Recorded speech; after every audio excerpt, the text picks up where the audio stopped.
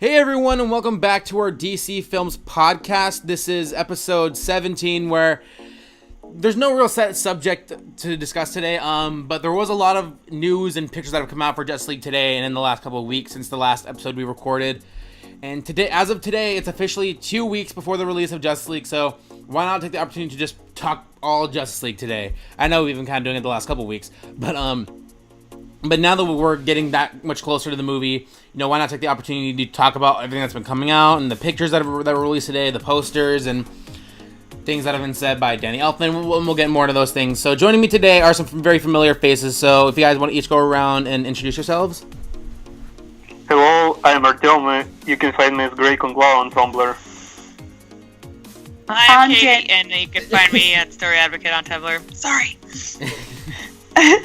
I'm Danielle, and I'm a Social Justice League on Tumblr. All right, and then thank you guys for doing this. I'm sorry I was running late today because I had to go take something over to my fiance's work today, and that was a big old deal. And then now I'm at my parents' house. I have to do laundry today, so it's been a big old run around today. So now we're actually started. So of course today, like I mentioned earlier, there's a bunch of photos that have dropped today of Justice League, and so many of them are just so great. And just seeing the ones, especially the ones of the behind the scenes shots of Zach on set, just for me just are so comforting because I feel like we haven't gotten as many. I mean, Zach's been posting a lot on Vero lately of a lot of the behind the scenes stuff, but it's just because of everything that's been going on in the last few months with him, stepping down because of his daughter's death and everything. It's just nice seeing him on set and knowing that this is still his movie and not Joss's. Joss obviously stepped in, but it's just nice knowing that he's, even though he did take a step back, he is out there still supporting this movie and trying to get us excited still. Mm-hmm. Totally agree. I don't know. I'm at the point I just need to see it so that I can know what it's gonna be. Yeah. There's been too much stress going in of what's changed, what's not changed. Is it still Zach's? So it's been really nice to see all the behind the scenes stuff, and he was there right to the very last day of shooting. So this is still going to be a huge amount of Zach's movie. This is Zach's movie. Yep. Because he's the one who shot all of it. So yeah, and that's what and especially because it's one thing that's been kind of making me nervous is that they had screenings of the movie for critics the other night, and they're still under embargo, so they can't say anything about the movie yet.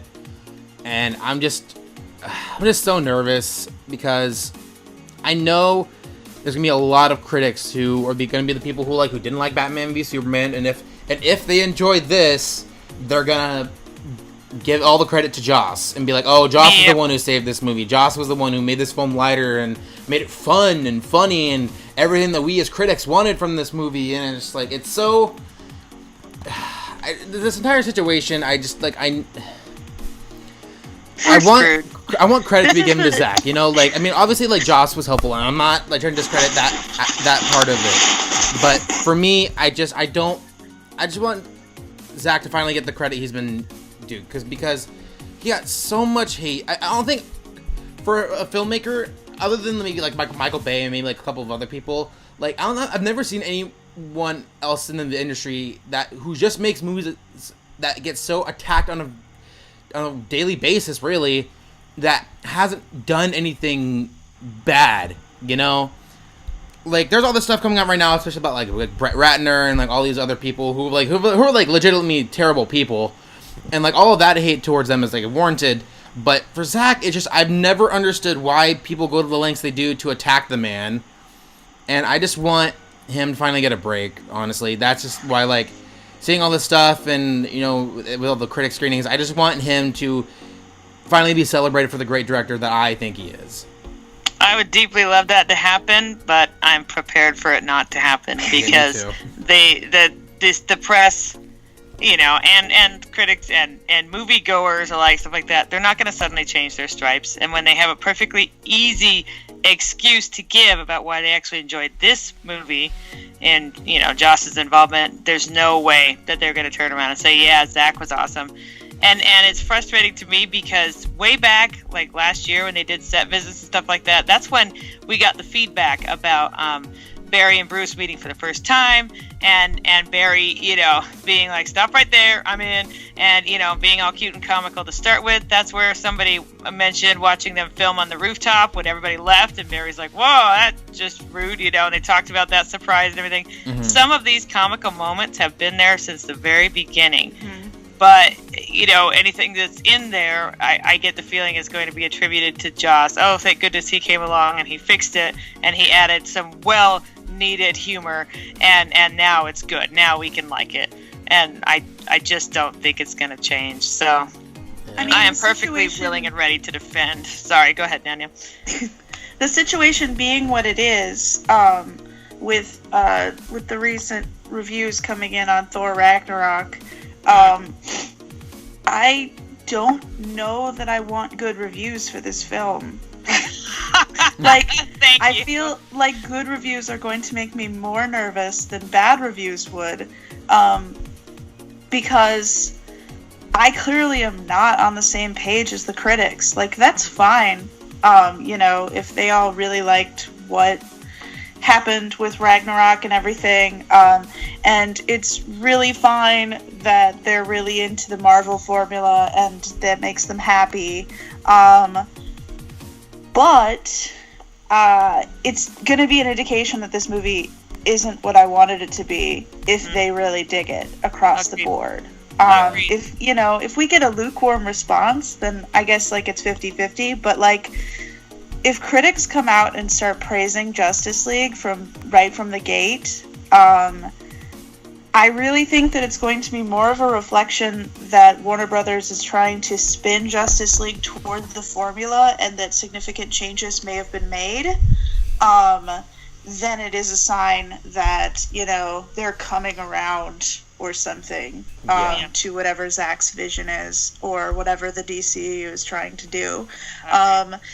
And while I don't necessarily think that all of the signs are there that Warner Brothers has completely spun this film, I think that a positive critical reaction would be kind of an indicator to me that we're not seeing what Zack intended us to see. It would concern me greatly. I'd be like, what? Oh my gosh, how bad is this film? Is this like a Marvel film? It would freak me out, it would, because that's not what I want, and that's not what I expect after Man of Steel and Batman v Superman, and, I really want this to be I wanted this to be the crown and glory of Zack's trilogy, and if they start coming out with amazing reviews, I'm gonna be nervous that that's not what I'm gonna get. It also depends which word will be used in order to describe Justice League, because I've been reading some reviews of Thor Ragnarok on Rotten Tomatoes, and they all have this similar way of describing this movie. Fun above all fun of fun. It's great. I mean, it's true. It's a great action and comedy and blah blah blah blah blah. There is nothing else but it's comedy, it's fun and fun. Nobody. Comedy. Yeah. Nobody describes the story, the characters. First of all, it's fun, and that's it. Yeah, even with people who I know who aren't exactly the biggest MCU fans, that's pretty much all they're saying is oh my god, the movie was just so much fun. I'm like, that's and that's why I've seen some people like Collider and all of them saying why is everyone just saying that it's fun? It is a fun movie. It's like a comedy. I'm like, since when are superhero movies supposed to be explicitly comedies? There's nothing wrong with that, but the Thor Ragnarok I wanted was a movie that had stakes, and from everything I'm hearing, this movie doesn't really have very, very many stakes. It's very it's just a straight up comedy. Exactly. Yeah, I've seen it today, and I can confirm that every epic or dramatic moment is right away murdered by some silly humor scene afterwards, and I haven't felt the Ragnarok itself. It didn't feel like the end of the world at all. Yeah, and that's why I don't want to turn this whole thing into Marvel versus DC again, but it's just.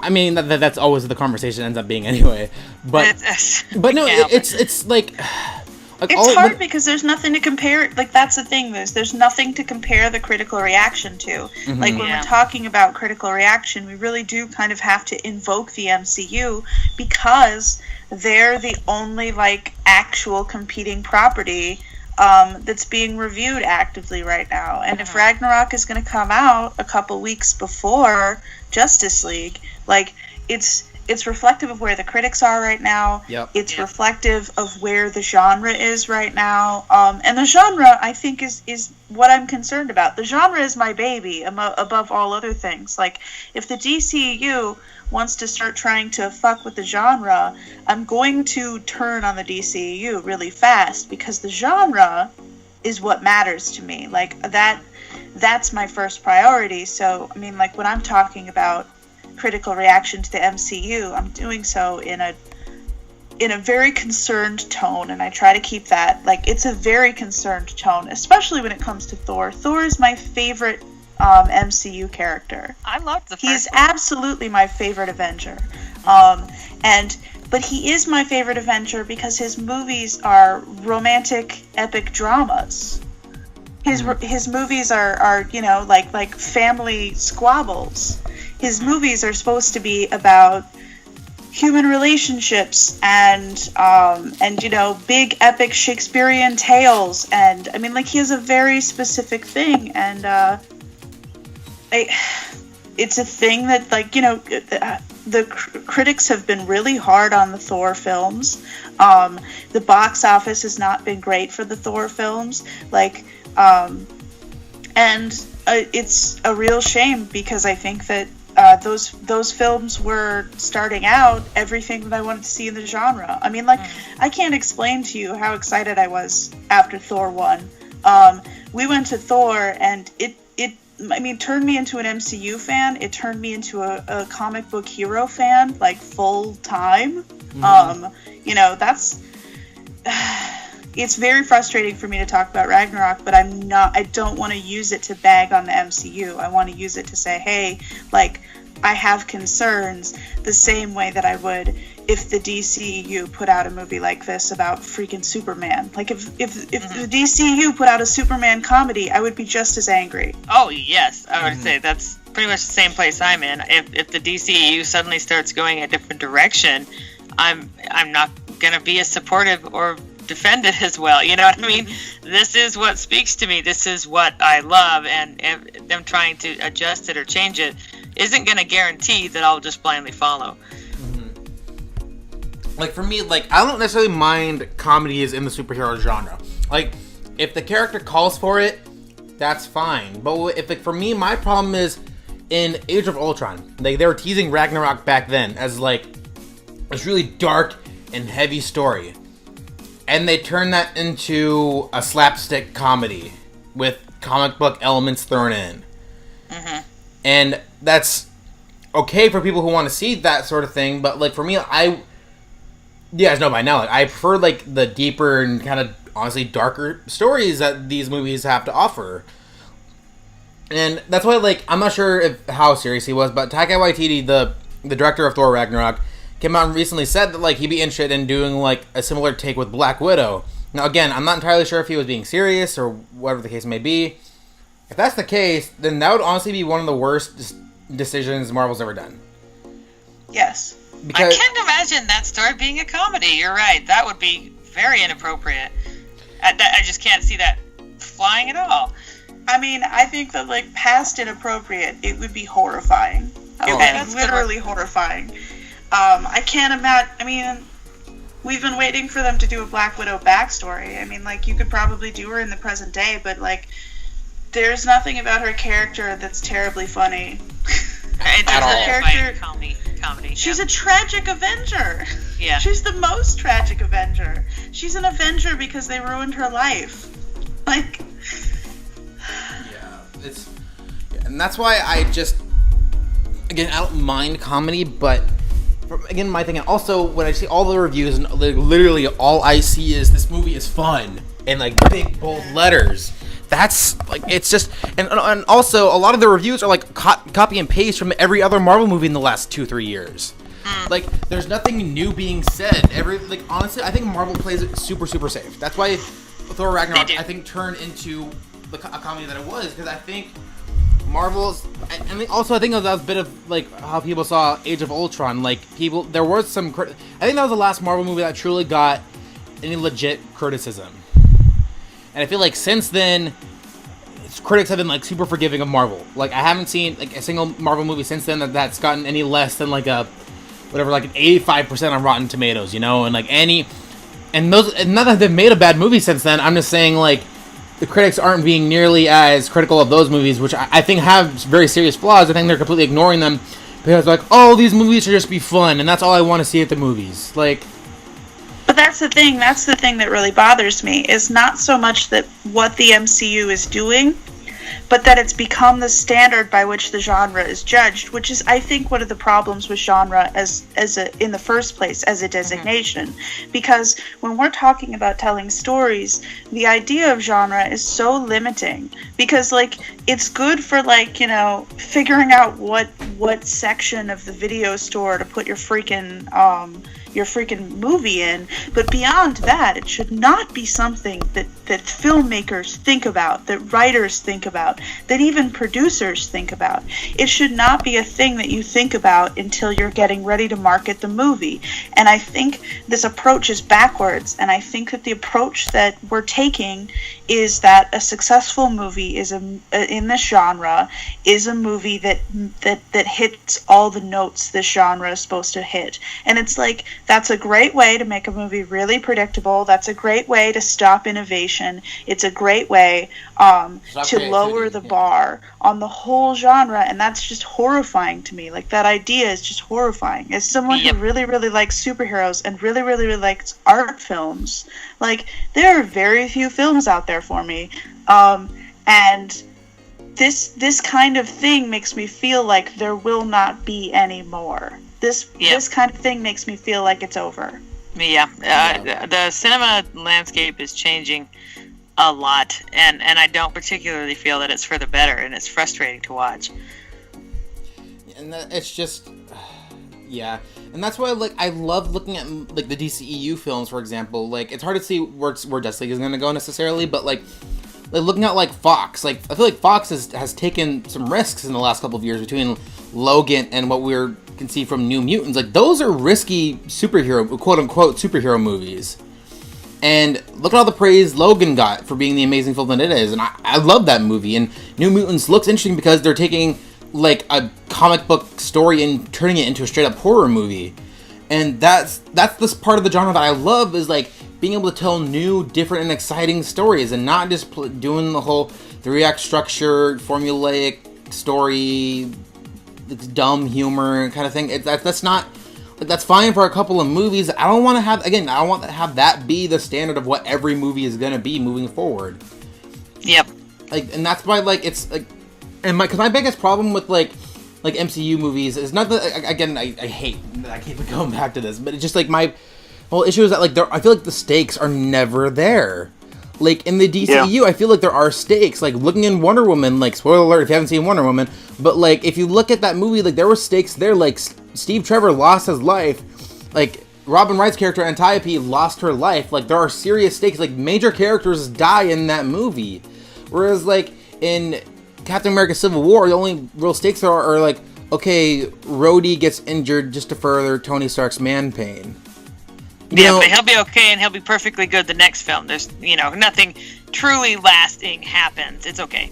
Everything's fine. It's like there's a price tag stamped on the top of every single character in those films, and according to how high the price tag is, you know exactly what they're worth. You know exactly how much jeopardy they're in, and you should never be cognizant of that. You should never be thinking about that during a film, and literally you can calculate the risk for each of these characters, and that's a huge, huge problem. It's a liability to storytelling, and I don't think, but the thing is that I don't think that when we talk about liabilities that Disney execs or MCU execs or a lot of these film execs, like, if we're going to be totally fair across the board, a lot of these folks are not thinking in terms of story doesn't matter to them, and that's exactly the problem. That's exactly what's wrong. Yep, they're thinking in terms of money and what gets the most, revenue result. So, and I completely agree. And the sad thing is, the frustrating to me part of is that when I look at the price tags and you realize that the women's price tags are typically much less. And it's like, yep, okay, no, she's a viable part of that story. She won't be going in. Oh, never mind, she's gone. Okay, now this one's a viable part of the story. This one really matters. No, she's gone. Gosh dang it. It happens a lot. So, yeah.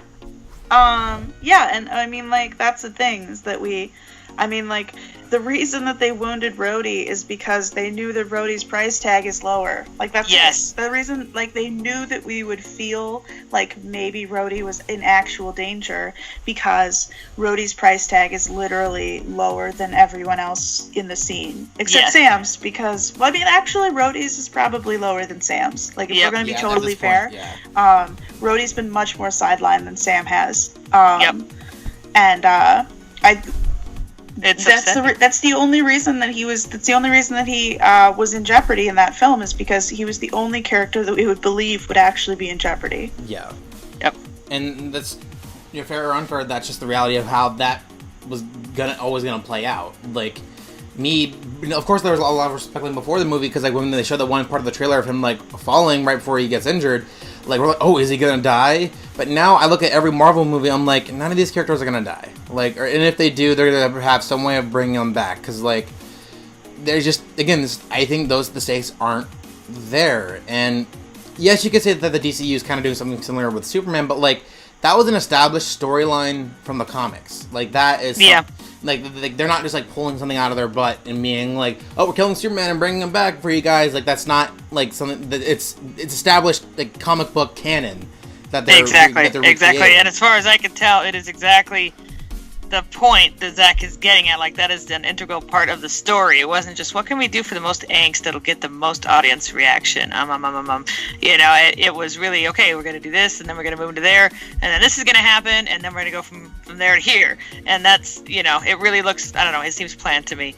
But I agree that there's a lack of consequences in the MCU that I don't know. When I want to sit back and just enjoy something, I am happy to watch those films. I don't hate them. But they don't get the kind of visceral, oh my gosh, I freaking love these movies so much kind of reaction that I do for the DCEU. Mm-hmm. And a lot of it is the lack of consequences. You're right. It's always, they'll make a drastic movement there, but then they'll pull it back. The closest they ever suckered me in was Nick Fury on Winter Soldier, and I was like, holy crap, did they just kill Nick Fury? And it seemed really, really bona fide, and then at the end he was back, and I was like, oh, never mind, but like I remember in Thor 2 is when he appeared to get his hand cut off with the hammer. I was like, holy crap, they actually did that. Oh wait, no, that was an illusion. I mean, and so it constantly just keeps coming back to, oh, wow, they did so. Nope, they didn't. Never mind, they didn't do it. And so I don't know, it becomes hard to invest because it doesn't feel like there's any consequences, and it doesn't feel like there's any real high stakes, because it's always undoable or a fake out or whatever. And it just, the problem with that trick is you can only do it so many times. Yeah, like, before it gets old. Eventually we're just gonna stop. Like, this is the thing, like, when I was a huge X-Files fan, like, I didn't believe one single character death that ever happened on the show, ever. Like they put Mulder in the fucking ground, and I was like, nah, he's fine, don't worry about it, he's gonna walk it off, don't worry about it, he's fine. We lit the smoking man on fire, and he came back. Don't worry about it. Everything's cool. It's good. It's fine. Yeah. I totally but that's so detrimental to impact. It's so detrimental to impact, and I think a lot of people. I mean, like, Max Landis talks about this in terms of like killing Superman, and killing death in your series. You cannot kill death. You have to have death be real and have death be, consequential. And consequence is exactly the problem. You need to have consequences. You need there to be actual, like, you need death in the room. And that it's hard and it sucks. But it's the reality of the world. And we don't believe in realities that don't contain death. That doesn't feel real or immediate. And we talk about this a lot when we're talking about, like, the scope of damage that happens in these films and the consequences that follow. That damage is really important because it shows that there are actual stakes, you know. I didn't notice the first time I watched The Avengers how terribly bloodless the whole fight was, but it's incredibly bloodless. Like, people just disappear whenever it's convenient in that final New York fight. And that it bothered me more and more and more when I saw, and that's the thing that I think that is so magical to bring things back to Zach, is that I didn't realize what I was missing until I saw Zach do something different. Yes. And how I was talking about, like, you know, the way that Joss shoots women versus the way that Zach shoots women, and the way that, you know, I started noticing that Joss kind of shoots all women sort of looking like doll-like and overly perfect and you know, action figure-y. They look like they're already ready to be a promo shot. I don't think I really noticed that until there was like a huge discrepancy between the way that you can see that Josh shoots Amy and you can see the way that Zach shoots Amy. And the thoughtfulness with which that lighting is done and the thoughtfulness with which that camera angle is chosen and the way that it the camera treating like a female character like a human being is really hard to picture, I think, as someone who grew up with movies until you see it happen, and then all of a sudden everything else is inferior. Yes. And that's the way I feel about the way that these movies treat violence and the way that these movies treat consequences, is that, like, now I look at it and I'm like, oh my gosh, like, I didn't know that was something that I needed from a superhero movie, but I absolutely do. Mm-hmm. Yep. I completely agree, and I've been in a similar place where everything was perfectly good and happy until I started seeing somebody do it different, and then you go, wait a minute, well, why aren't these guys doing that? You know, why is this one person the other person out there doing it? So yeah, and then everything else does become inferior. I've become very selective about the things that I truly love because, I don't know, I just have a higher standard now. It can be frustrating because it's harder to find those higher standards, but yeah, and that's why, like, I think people have such a reaction to the final fight in Man of Steel because so many people died, and you saw that death, that it made people feel uncomfortable, and that's where so much of the controversy from Man of Steel came from, is that, like, that death felt very real to them. Where, like, just the summer before when Avengers came out, supposedly, according to Marvel, only like 89 people died there that you never really saw. Okay. I'm sorry for that extremely low, but okay. I know, no, like, and then that's like official, like, Marvel canon. Like, when they were doing the promo for Civil War, like, that was like, those are like the numbers that they had. Oh yeah, and I remember them coming out and people wanted to just pat Marvel on the back. Look at them acknowledging that people died, and I'm like, 89. Yeah. Okay. So apparently the aliens were having an off day, or they were taking it really easy, you know, or they just woke up and were, you know, working up to their top performance or something, and that apartment building that got crushed when the creature fell on it at the very end was totally empty, because all apartment buildings in New York are, right? Yeah. I mean, that's what I'm thinking. So, okay, just making sure that I've got this on the right page. Yeah, it's too... No. And that's why, like, watching Man of Steel, like, that ending, like, I can understand it making some people feel uncomfortable, especially, like, if you're someone who, like, lost someone in your life during the events of, like, 9/11 or something like that. Feels very real. And, yeah, in a superhero movie, that's, you kind of watch these movies to kind of escape reality for a bit. But for me, one of the things that draws me in is that I feel like this... Even though there are these, like, fantastical characters like Superman, Batman, Wonder Woman, all these people, like, this feels like our world. Where, like, the MCU, it feels more like a cartoon in that way. Where, like, there are no stakes, everything's gonna be fine at the end of the day, everyone's having a good time. Like, that's how, like, I feel like watch the MCU movies, and that's I don't know if that's necessarily a bad thing, but that's not the type of cinema that, like, draws in, you know. Yep. Like, that's why I look at, like, Batman v Superman and Wonder Woman and all these films, and I'm just like, these are great story because these are real characters dealing with real issues that at the end of the day, I feel like the stakes are there. And again, I hate, I've said this before a bunch of times, but I don't like always comparing Marvel to DC, but like, it's just, for me, that's the difference between my interest in like Marvel movies. Like, yeah, like they could be fun and entertaining. Like, I enjoyed Guardians of the Galaxy 2 this year. It was fine. I'm not gonna go home raving about it because it was just okay. And that's really all that there was to it. Like, it wasn't like as much for me to like dissect. We're like, yeah, looking at like Batman v Superman, like I would say it's been closer to 2 years now since that movie came out, and we're still talking about it and finding new things about it to dissect. Yep. All the time. I still need to watch that again. I'm like, oh look, doggone it, time to watch it again before Justice League comes out. I know. So. And like, I know like Justice League might not necessarily have as many layers because of, you know, Josh coming in and like Warner Brothers being a little trepidatious about like creating such a long movie and all the critic stuff and all blah blah blah whatever. For me, I just those reasons that I just stated, like those reasons why I'm more drawn to the DCU compared to the MCU, because I want to watch a movie where I feel like there are stakes, that I feel like I can relate to these characters in a real way. That's not just like making quips in serious situations all the time. Because yeah, there are some people who are like that, but sometimes, like if you look at like Tony Stark and the amount of jokes he makes during serious situations, that's borderline sociopath. Like, like seriously, that's how it feels sometimes. I think the critical problem that we need to address there is that we really have a critical lens right now operating. Like the way that people are operating when they write these critiques is that there's not room for both approaches.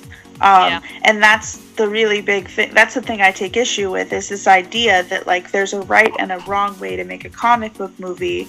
And while like the MCU doesn't interest me for specific reasons, a lot of the time, I mean, I just saw Homecoming and I thought Homecoming was great.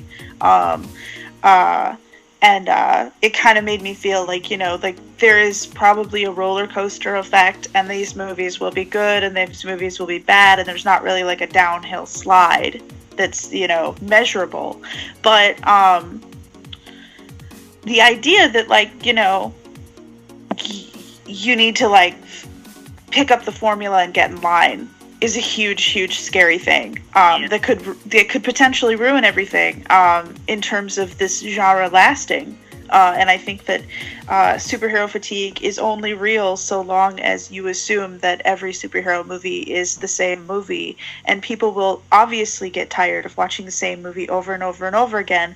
But, you know, like you were saying, like with Fox, like what if there's a superhero horror movie? What if there's a superhero No Country for Old Men? Like, what if there's, you know, all this different... you know, all this different stuff inside of that genre, and you didn't treat that genre as anything more than, you know, a classification by which to sell your movie. Yeah. Yeah, I totally... Felt like we were... Sorry, go ahead. I totally agree, because even though, yes, movies are... their purpose are to make money because people have to eat, but at the same time, people have to remember that movies are also an art, and you can't dictate how art should be done. There should be no restrictions when it comes to art. It should be a freedom of expression of a certain director, actors, their skills, and I just can't understand how anyone can even say something like that. A movie should be made in this particular way. I mean, it doesn't work like that with the art to me, and this is why Man of Steel and Batman v Superman stand out so much, because they don't use a formula. It's an art. I completely agree. Yeah, that's why I'm so confused by critics sometimes when they want like DC movies in particular to like fit a certain formula. Like, I feel like you don't get that in most other genres. Like, you're not gonna go to like, I don't know, let's say for example like David Fincher. You're not gonna tell David Fincher how to do his thriller. You know, like you're not gonna go to a filmmaker and be like, oh, you know this style of movie that's been done a billion times before. We want you to follow the exact formula that's been done before, and don't do that, or else we're gonna destroy your movie critically. Like, you don't do that in many other genres. Like, you're not gonna go to like James Wan and be like, yeah, you know all those other movies you made, yeah, those are great, but you know what? Really want you to go back to the horror movies that we've all seen before. We can all know all the scares are coming and just do that. Like, you don't do that with many other genres. Like, in fact, in the horror, like, that's like a lot of the horror movies that are done today, like the ones at least aren't all that well done, is because they're all movies that we've seen before. And so why is it okay for, like, you can move on, you can do new and different things in other genres, but the comic book genre has to be the quote-unquote Marvel formula all the time. Yeah. What's so bizarre to me is that this has been a complaint that geeks have had about superhero films from day one. Like, from day one, they've been, the studio is too involved. Everybody, like, the script gets rewritten 300 times. Nobody even knows who wrote the script. There are just too many cooks in the kitchen when it comes to a superhero movie. And everybody's kind of acknowledged that, and acknowledged that's the reason that a lot of these projects don't get off the ground, is because nobody can just give someone creative control, and studio meddling and all of that stuff. And the most bizarre thing to me is that,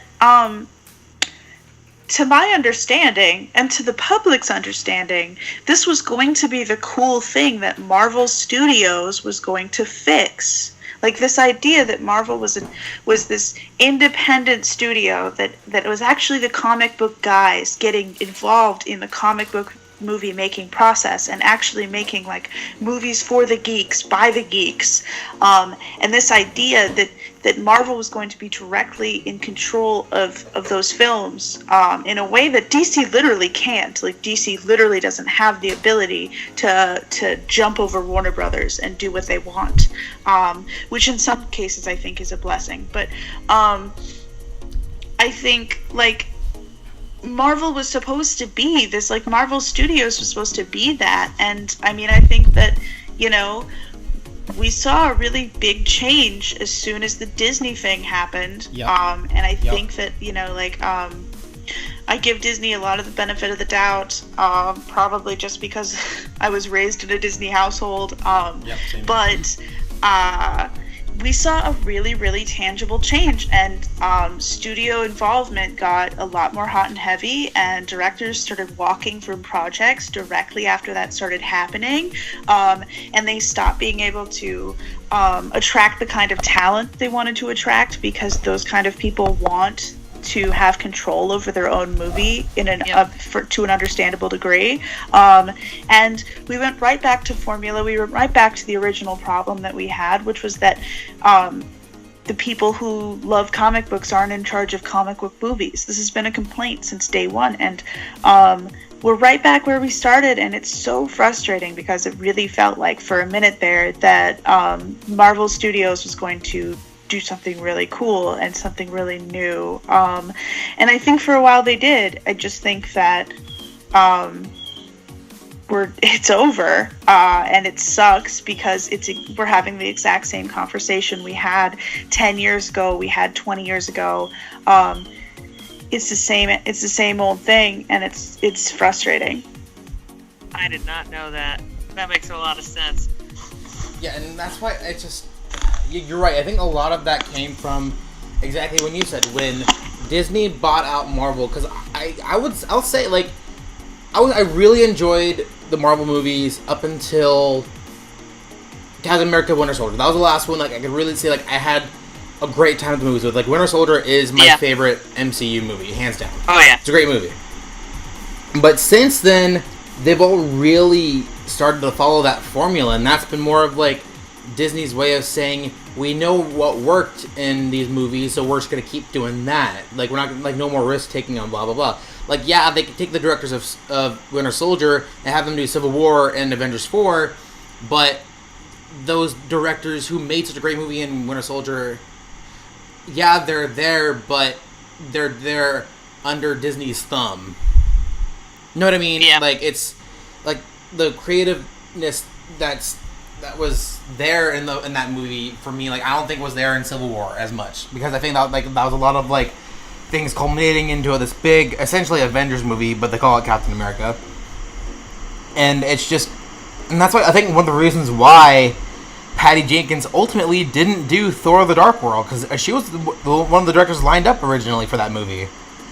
and her and the studio, I guess, just didn't see eye to eye. I don't remember what the exact story was, but she ultimately said no to doing that movie. And honestly, I'm glad she did, because now we got her and the DC family doing Wonder Woman, and that movie was great. And I'm so glad we were able to get a female director for that. But I just feel like Marvel has had multiple chances in the last few years to kind of branch out, do something different. But I think it's Disney knows what they know what's going to make more money, and they're sticking with that. Like, they're not willing to take any risks, like, creatively with their stories, because they know what's going to make money and they know what's not. So they're sticking with what they know best, and what they know what's going to cross like $1 billion or whatever at the box office. Yeah, and it always comes down to money. Always. And it's frustrating. Have you seen the interview from someone who works at Warner Brothers saying that Zack Snyder's vision didn't necessarily how do I say that? Well, they didn't agree with his vision at first, but they still gave him a go, because they kind of like, as Nightwing director said, the studio is very friendly to directors and their visions. Supposedly. Agreed. Yeah, agreed. Supposedly. And I've heard and seen stuff like that too about WB, and in the end, they also are about money. Yeah. They're a studio. Like, they need to make money. I'm not saying like Warner Brothers is like the golden standard of studios. Like, they're not. They have flaws, they're a just like business. everybody else. They're main, like anyone else. They tend to give a little bit more leeway to their directors, in terms of what their director's vision is. Doesn't mean they don't interfere. Doesn't mean that they don't tweak things. Doesn't mean that they weren't stupid and said, Zach, let's make a shorter movie and put out, Batman v Superman at less time. I mean, yeah, they've made mistakes, but they don't seem to be quite as formulaized yet. And I just deeply hope they never end up getting there. Yeah, like, I don't mind like if a couple of DC movies end up being similar to Marvel and formula. Like, I don't mind like a couple of here and there. Like, if like Shazam or Suicide Squad 2 end up being similar to other Marvel movies in terms of formula and story structure, fine, whatever. I want that to be the new standard for DC movies. Like, yeah, that's a lot of it. Yeah, it depends on their identity. I mean, I completely agree. Sorry to cut you off. It's just like it needs to be on a kind of character by character, story by story basis. Exactly. If they come up with something and they're like, this character really speaks to me, that they're just a lot of fun and don't take things too seriously, and just want to have a good time, stuff like that. Let's make a comedy out of this one. That would totally work, and I'd be down for that. It's just that I don't want to see that become just the overlaying frosting that they spread over top of all of their films, because they know the audience will react to it. It really should be on a character by character basis, on a story by story basis. Does this fit the story? Where do we want to go with this? What's the actual identity of this story? I don't know. That's just me, but that's really what I want. What's taken for granted is that we're not, when we talk about critical reactions, we're not talking about audience reactions, and those are two completely different things. You're right. And I think that a lot of folks have forgotten that in the conversation, because when we're not talking about movies that have been soundly rejected by anyone but the people who have sort of decided that they're going to follow the critical consensus. I have plenty of people in my life who casually watch DCEU films and are like, oh, that was pretty good, and walk away and don't spend a lot of time angsting over them. We're just stuck in our nerd bubble where everything is life and death. And it's like, these movies wouldn't make huge money if they weren't successful with their audiences. And I thought that Warner Brothers really knew that, and the more I hear from Warner Brothers directly, the more I feel like they don't really understand that. And that is, that's my main concern going forward, is that the critical reaction, yes, affects the box office, but not as much as making like a really super good movie. At a certain point, like the critics are going to have to admit that they're being dicks. Like, they're going to have, like, at a certain point, like, at a certain point, they're going to have to admit that the DCU isn't going anywhere, and the DCU can't be a total disaster because they continue to make money, they continue to make films, people continue to go and see those films. They can turn their nose up at those films as much as they want to, but eventually they're going to start looking silly to be like, oh, is this the end of the DCEU? 15 films in? And I'm like, no, obviously not. Calm down. Like, y'all need to chill. And I feel like half of the negative critical reaction is the outrageous amount of Schadenfreude that critics would get from DC trying to launch a franchise and failing spectacularly, and we're past that threshold. It's over.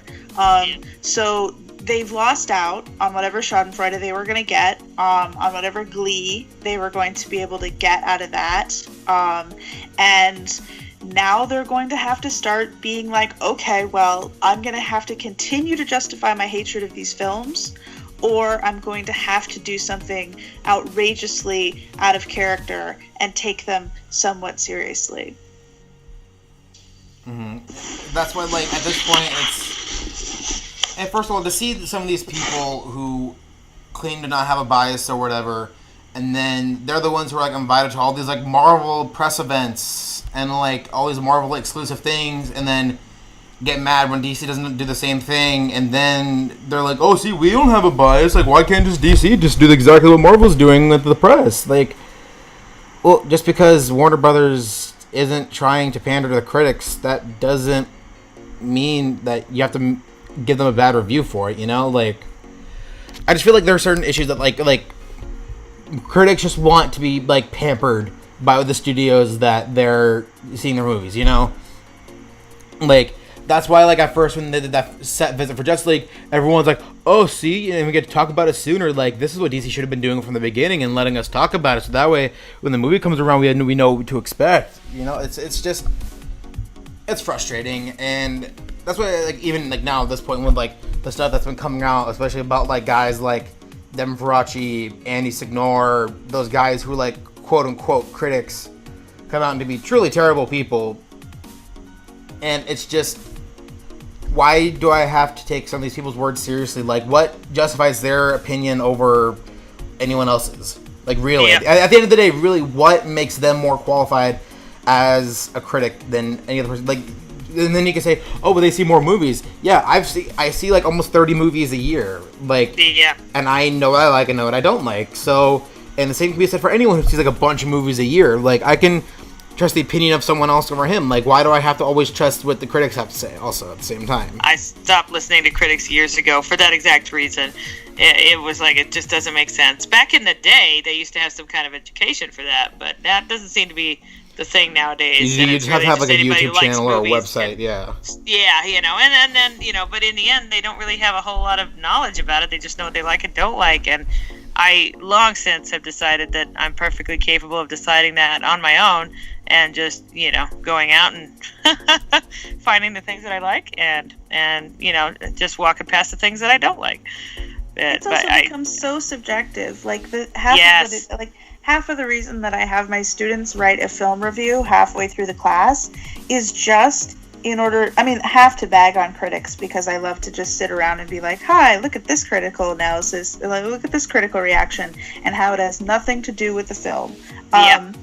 But, like, it's become so subjective, and, we get to the point where people don't even have, these people are writing these critical reactions, and they're being given the support of, whatever publication they're publishing under, and their publisher, and they go through all these levels of perceived vetting with these articles, and then they produce articles that don't actually explain why they didn't like the movie.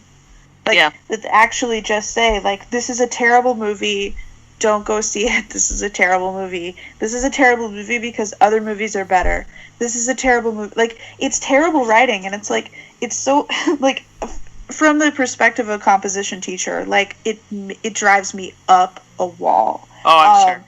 You cannot just say this is a bad movie because this is a bad movie because this is a bad movie. But we have professional writers who are writing reviews that don't amount to anything aside from this is a bad movie. And literally most of these articles say this is a bad movie.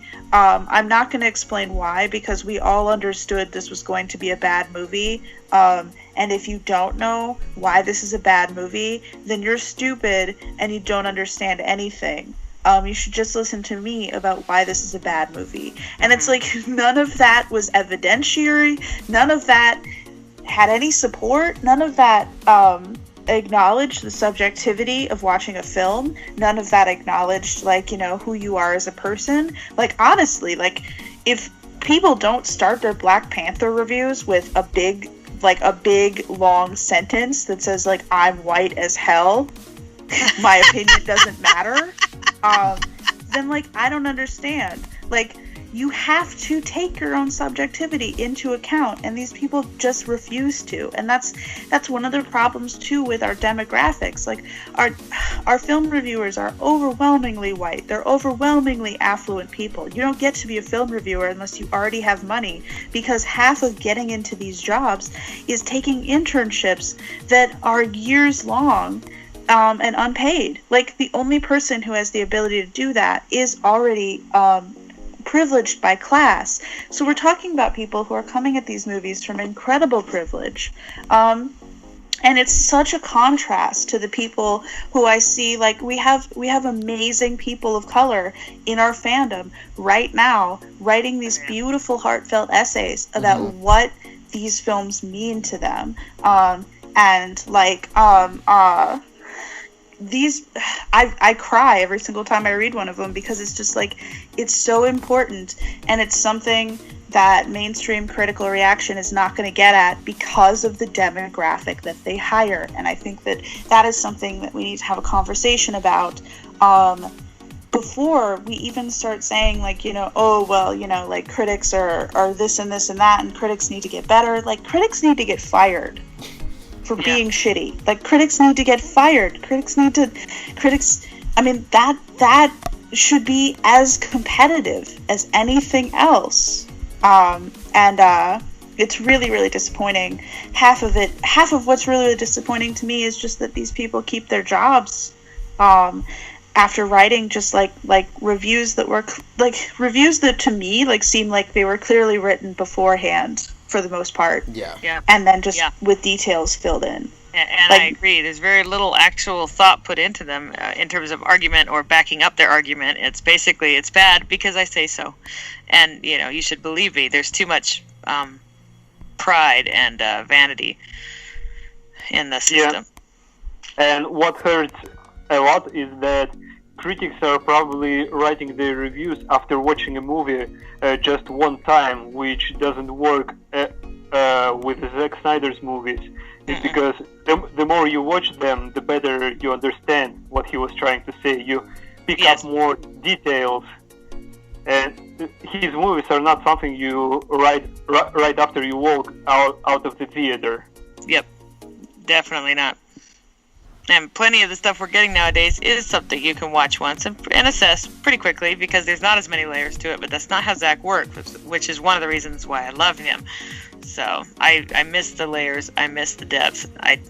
When it gets too superficial, I kind of start checking out because in the end, it's not as exciting. Approach. I mean, it's a literary approach. It's this idea that some stories are an acquired taste. Some stories you have to sort of work your way into. Mm-hmm. Some stories you have to cooperate with as much as they cooperate with you. Mm-hmm. And some stories you're not going to understand the first time you go through them.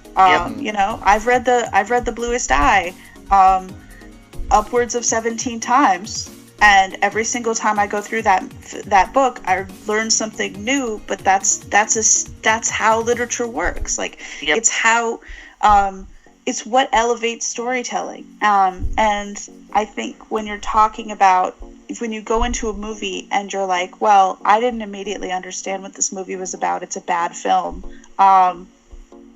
You're not engaging it the way that it's meant to be engaged. And you don't have to. Like, nobody has to.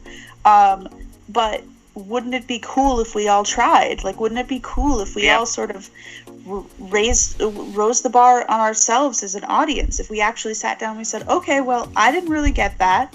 I'm going to walk away and think about it for a weekend, and then see if I want to revisit it. I just, I don't, it's my, I mean, like, people don't read as much as they should anymore either. So, I have a laundry list of complaints in that category. I think it's pretty much the same as mine. We're like on the same. Yeah. But Snyder's films are so interesting and revolutionary in terms of that storytelling, in terms of elevating that to a level that goes above sort of like, well, make sure the audience understands this. Well, what if they don't? Is it the end of the world? I mean, did it make them feel something? You don't have to know why it made you feel what you felt. I mean, like, it took me 3 viewings of Batman versus Superman to understand that I was, like, literally, I was literally so angry at everyone in the film that it translated into anger at the film when I first left that movie. And it took me 3 times going to that movie, sitting down and being like, okay, well, we know what's going to happen now. You're going to be okay. And, like, still just, like, popping off at the end of that movie and just being like, you know what? Fuck everyone. I'm so, like, I was so mad. I was mad at, in several directions. But, like, it worked the first time. It doesn't mean that it was a bad movie the first time. It means that it made me feel something, and I just didn't know where it was coming from, and I needed to process that. And it took me 2 more viewings to process that. And once I had, it had the power to change me, and it had the power to have a really deep effect. But I had to give it the chance to. And if I hadn't given it the chance to, it would have been fine. If it hadn't given the chance to, I would have had a really emotional time at the theater, and it would have been, what it was. Yeah. You'd have walked away and been like, well, I'm done. Yep. And I totally agree. And there's nothing, I don't know, for me, more exciting than when you're really looking at something, because it's like, there's something, like, this is really deep. This is just really dense and stuff like that. I don't know. And you just kind of spend time with it, and then you suddenly have that epiphany of, holy crap! Oh my gosh, he was doing this with this, or this was symbolism, or this was, oh my gosh, he was foreshadowing to that. That is so exciting. And I miss that in basic television and movies nowadays, because most of the time they're pretty much just giving you, the basic superficial story, and there's not a whole lot of layers to it.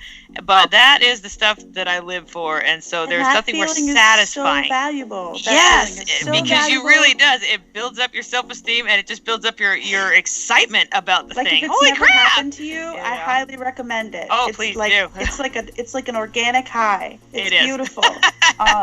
Then you gotta go talk to people about it, and they're like, "What?" And you're like, "No, this is so cool." And they're like, "Okay," And it's like, "No, you don't even understand how cool this is," Yeah. Highly recommend. 10 out of 10. Yes, absolutely. It's unparalleled, that experience, and I think that experience is only it's only possible when a filmmaker actually meets you at that level and takes and raises the bar on the storytelling, and that is not an easy thing to get made in our current Hollywood situation. It's not an easy thing to convince the money guys that we need to do, and I just hope that the DCEU takes a chance on it a couple more times, because it's a really valuable thing to teach people how to do. It is. Yeah. It is, and it's a wonderful thing. Yeah, and that's why I'm always gonna appreciate the movies, especially the movies that Zach makes, because it gives me something to talk about for years upon years upon years to come. Like, I'll probably end up talking about Man of Steel and Batman v Superman until the day I die. Like, that's the reality of the situation. And that's why, like, I know Zack Snyder's kind of hinted at this, but I feel like I'm afraid that after Justice League, he's gonna step away from the DCEU, and he might not come back. And that's, I mean, it sucks. And as a fan, I don't want him to leave, but after everything he's been through, I understand.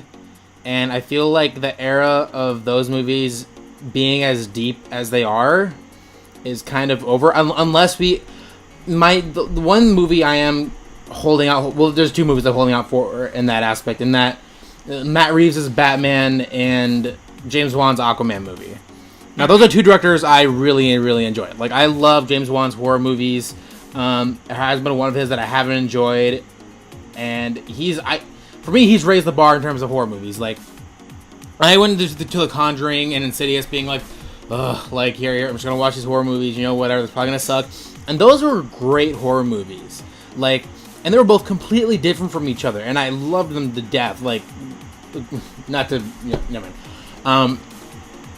But and then with Matt Reeves, like, the only movie of his I've seen is Dawn of the Planet of the Apes, and that, and I've been waiting to see the newest one, and I think Dawn of the Planet of the Apes is the best Planet of the Apes movie that I've seen, and I'm not for sure if you guys are too big on those movies, but I just think what he was able to do with that movie and create such a layered film about the rise of this ape culture and society and dealing with this conflict with mankind. It was just such a great movie, and from what I've heard, I heard nothing but good things about the newest one. And if we can get something similar to that in Batman and Aquaman with those two filmmakers, then I'll still be okay. But I feel like without Zack there, the DCEU is gonna lose a bit of that, like, in terms of filmmaking. I don't know, I just really don't want to lose Zack. I don't either. But I think those director choices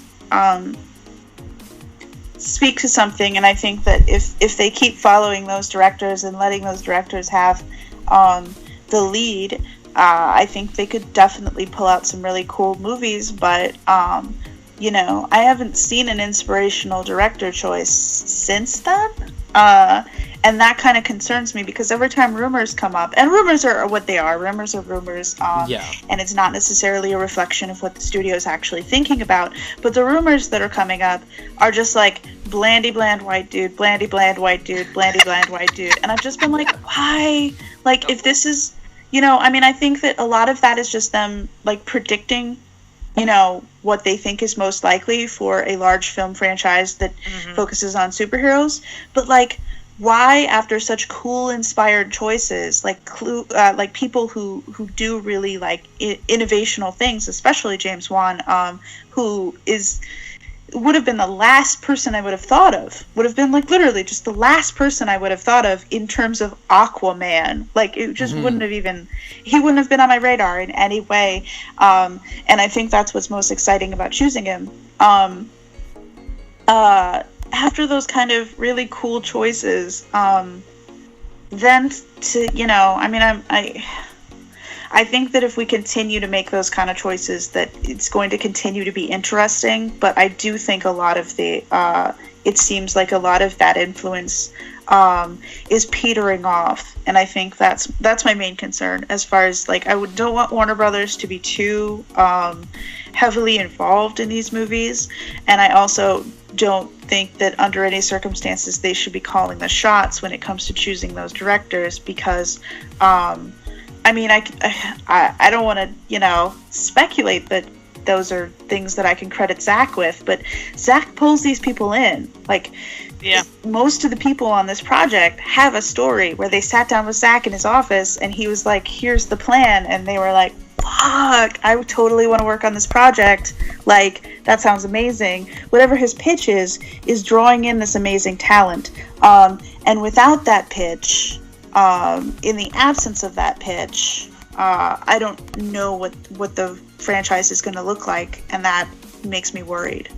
Yeah, and I get that. I totally agree.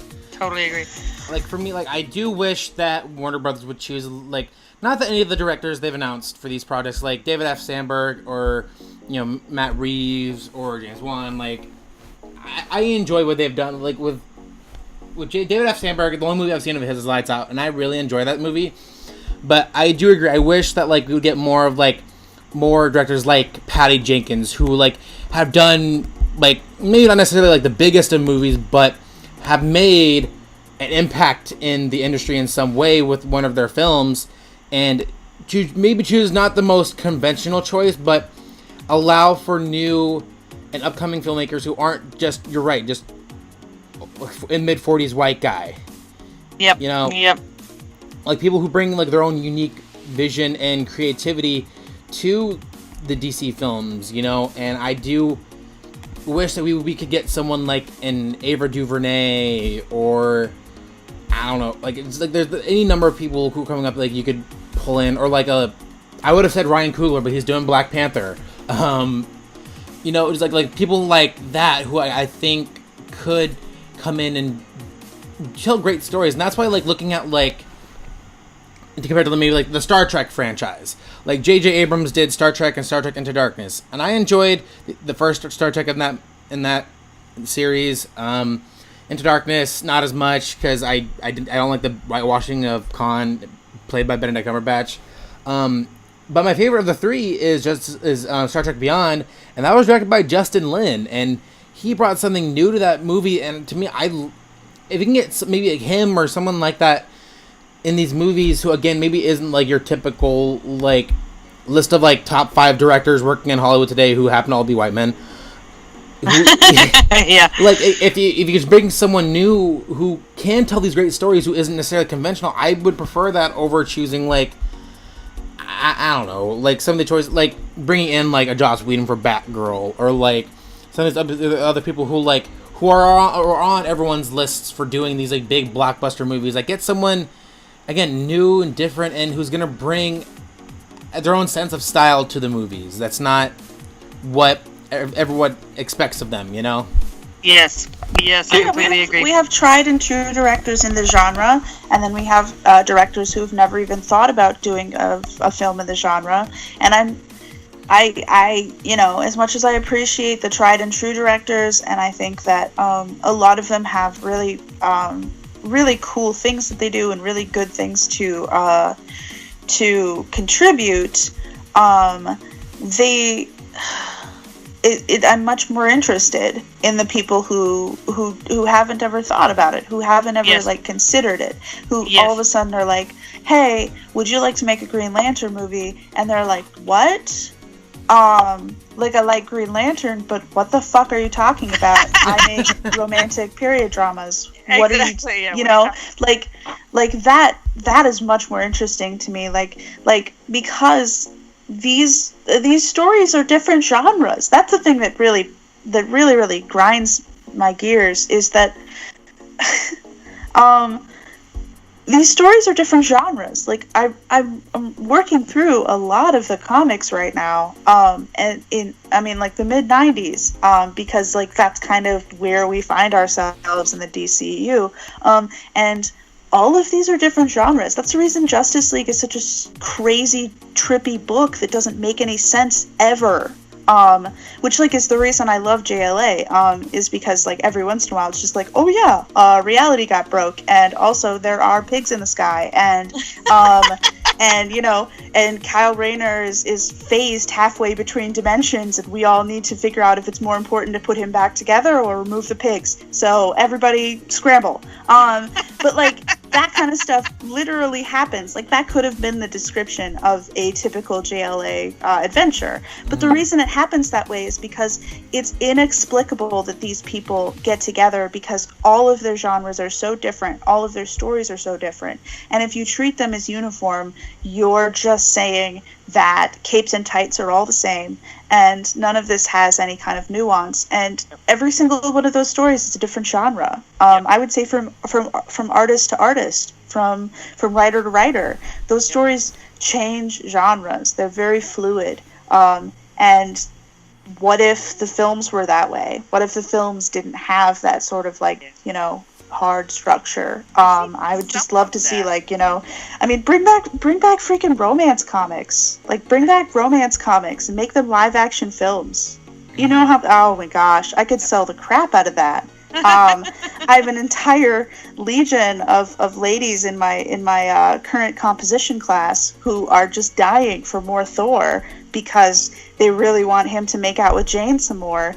And I'm like, it doesn't exist. Like, that was the last romance that Marvel did, and also the first, and it charmed and enticed them, and they're missing out on the ability to tell these stories widely. And if we told those stories widely, what are the chances it could widen the comic book audience? What are the chances that we could help save the comic book industry in terms of just selling those books to people who don't usually pick them up because they think that these movies are about punching and explosions when they're actually about, like, how Thor feels about Loki or how Lois feels about Clark.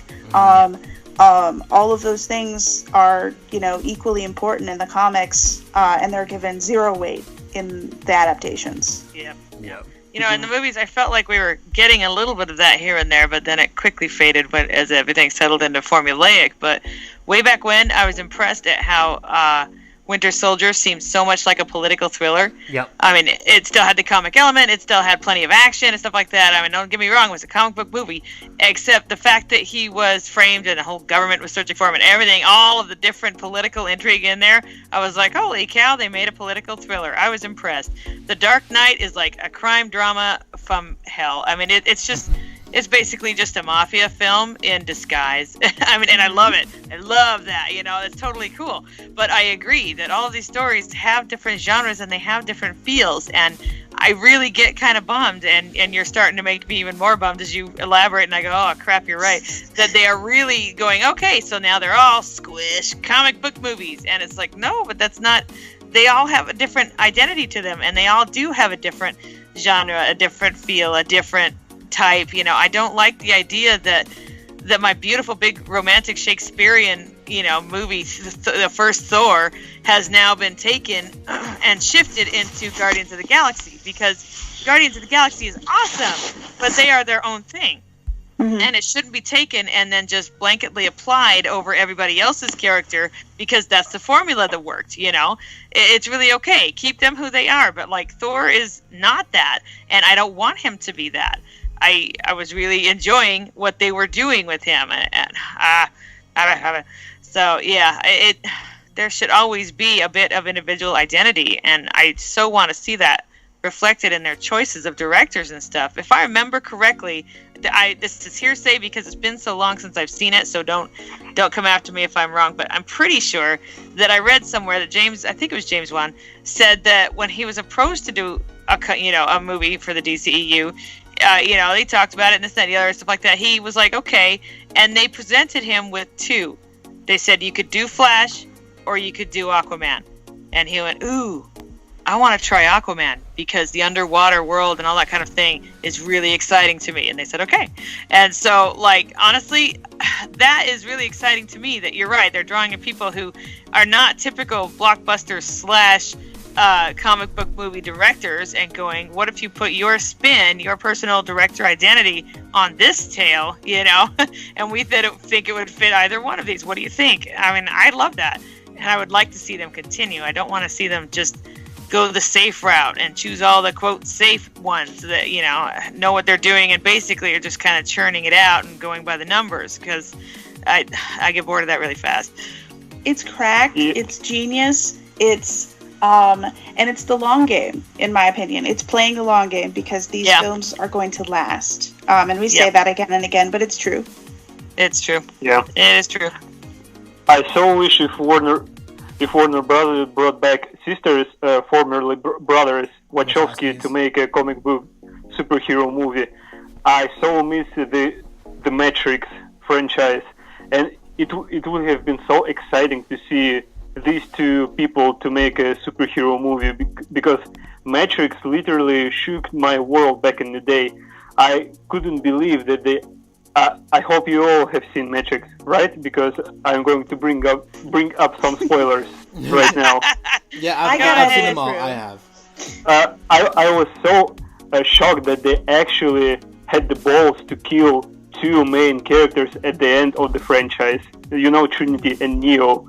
And it made feel this war actually like a war with consequences, with sacrifices. That happy ending costed something, some major lives of major characters. And when I walked out of the theater, I just couldn't believe, because I got so used to the fact that main heroes always survive at the end of the movie, but it wasn't the case. And I actually liked it because it was something new, something refreshing, and I so wish if they brought their skills into this genre. Yeah. Because I think they're very, very talented people. I agree. Yeah, has anyone else seen Sense8? I have not, but I've heard nothing but good things about it. Oh my lord. No, oh my gosh, the Wachowskis are absolutely masters of the thriller. I have never, spent an entire Netflix series feeling on the edge of throwing up and enjoyed it.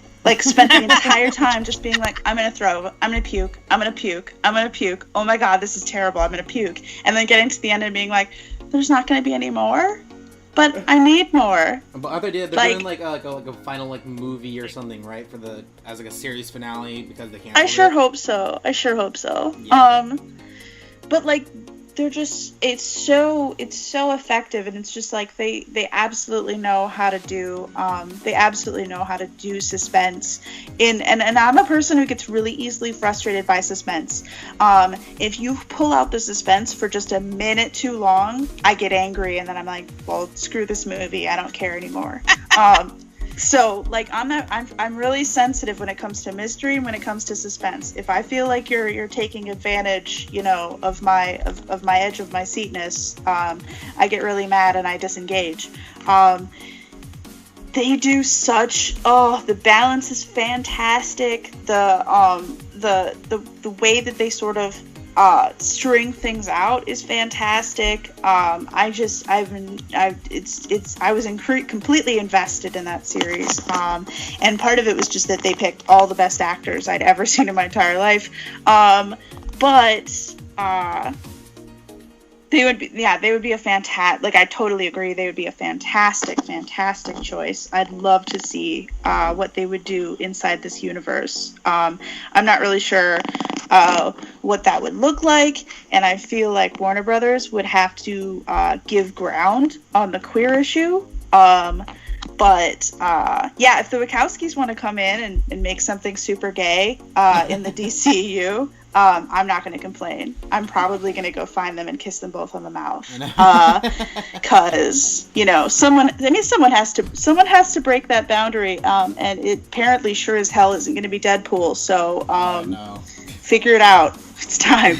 Okay, but the Wachowskis would be ideal for me for a number of reasons. I know a lot of people have actually wanted them for the Flash, and especially knowing that Ezra Miller is the Flash now, I think that would be fantastic.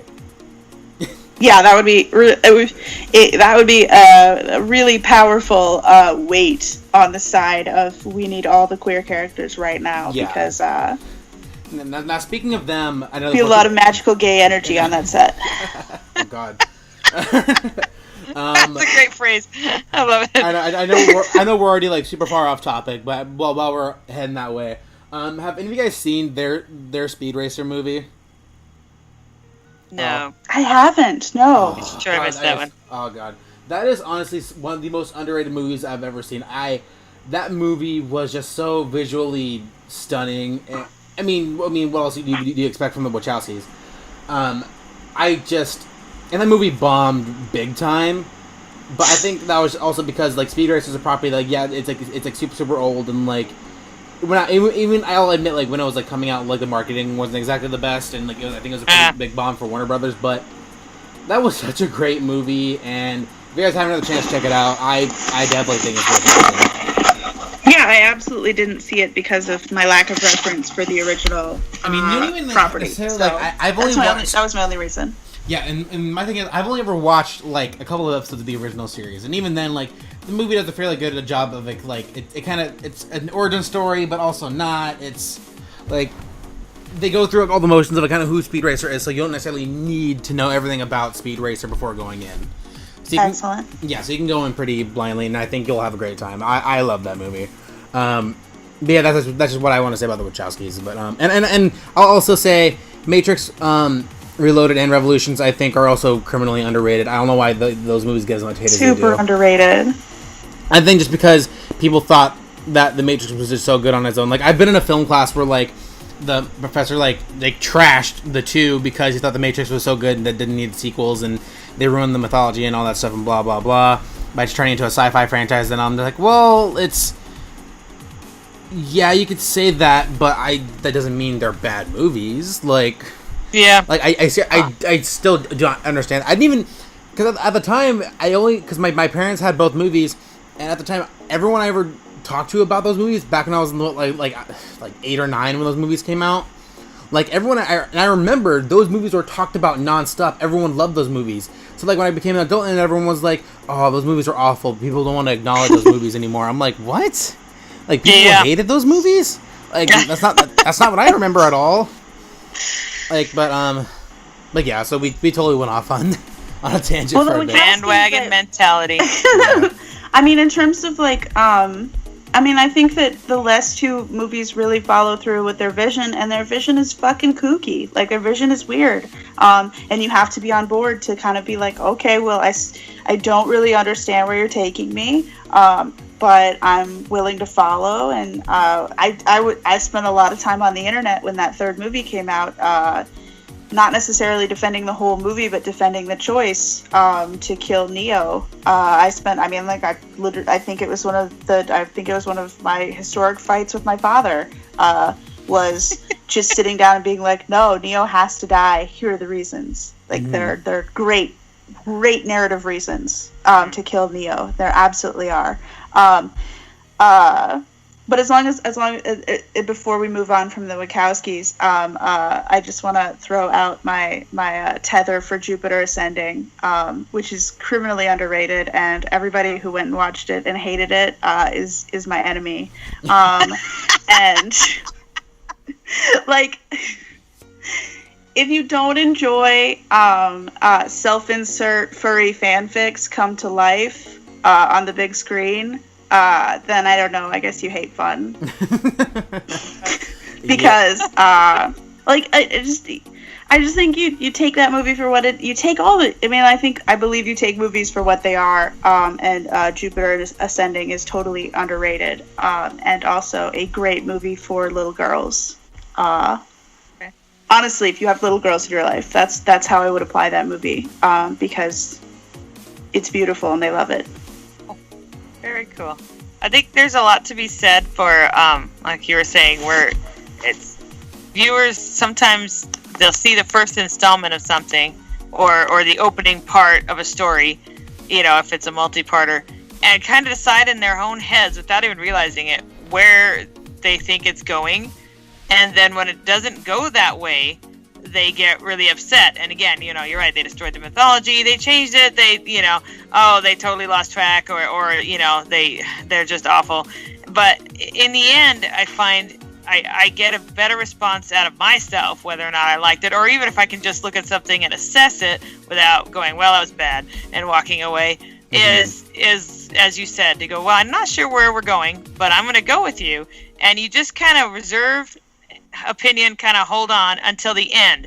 Once you get the ending, then you can look at the entire journey and go, okay, did they lose track of this? Or did I just misinterpret where it was going in the first place?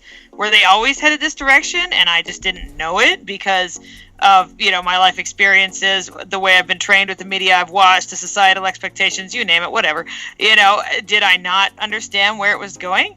It's entirely possible that I did not. Interesting. Okay.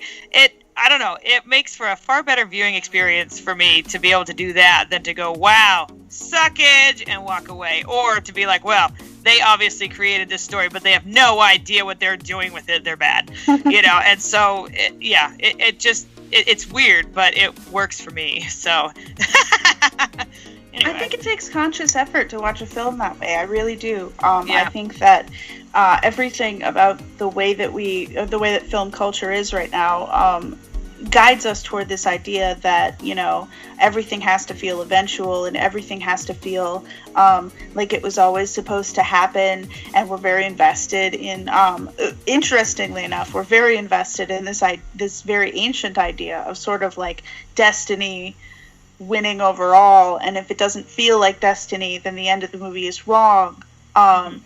And being able to watch without those constructs, I think, takes practice and it takes time. But it's totally worth the time to learn how to do. And I think a lot of modern films are really invested in teaching you how to do that. Films like Batman versus Superman, films like Arrival, films like I think I just watched it's Colossal with Anne Hathaway. Oh yeah, that's it. Yeah, I've heard of that. Yes, I just watched that, and that was another example of a movie that just taught me. I think The Accountant is in this category too, even though the accountant's storytelling is a little bit rinky-dink, in a charming way. Not to like, I mean, I really liked it, but it's a little bit. It's sort of like you get to the end, you're like, oh, that was silly, cool, but. All of those things, those kind of movies, are really invested in teaching you to sort of, let go of expectations, because the reward that they offer you for actually following them through is so juicy and so great and so wonderful. And I hope we get a lot more filmmakers who do that kind of stuff. And the Wachowskis would be really good filmmakers. For sort of leading you down the rabbit hole and then having you find something like bizarre and unexpected at the end of that journey. That could be really interesting. Very cool. I think there's something to be said too for sometimes you don't even realize it. Like, okay, a couple years ago, one time we had a couple and their kids over to our house. We had a nice dinner and stuff like that. We're sitting on the back porch, and I suddenly found my shoulders over my ears and my teeth grinding together. And I'm like, why am I cranky? What, I'm having a nice time. What is the problem? And it took a few minutes for me to assess what the issue was. But I realized her laugh is exactly the same as my stepmother's laugh. And that doesn't bring awesome feelings, And so hearing the laugh, even just subconsciously, put me back in protective, defensive mode, and I was instantly on edge. And I had to actually recognize that, realize what it was, and then make a conscious effort to go, okay, that's not my stepmom. You know what I mean? I need to subvert that and stuff like that and realize that that's not what's going on here. And I guess you could say I was triggered a little bit. But what I think is that people don't realize often when they're watching something, they're like, well, I just didn't like it, or I just hated that, or that was just really bad.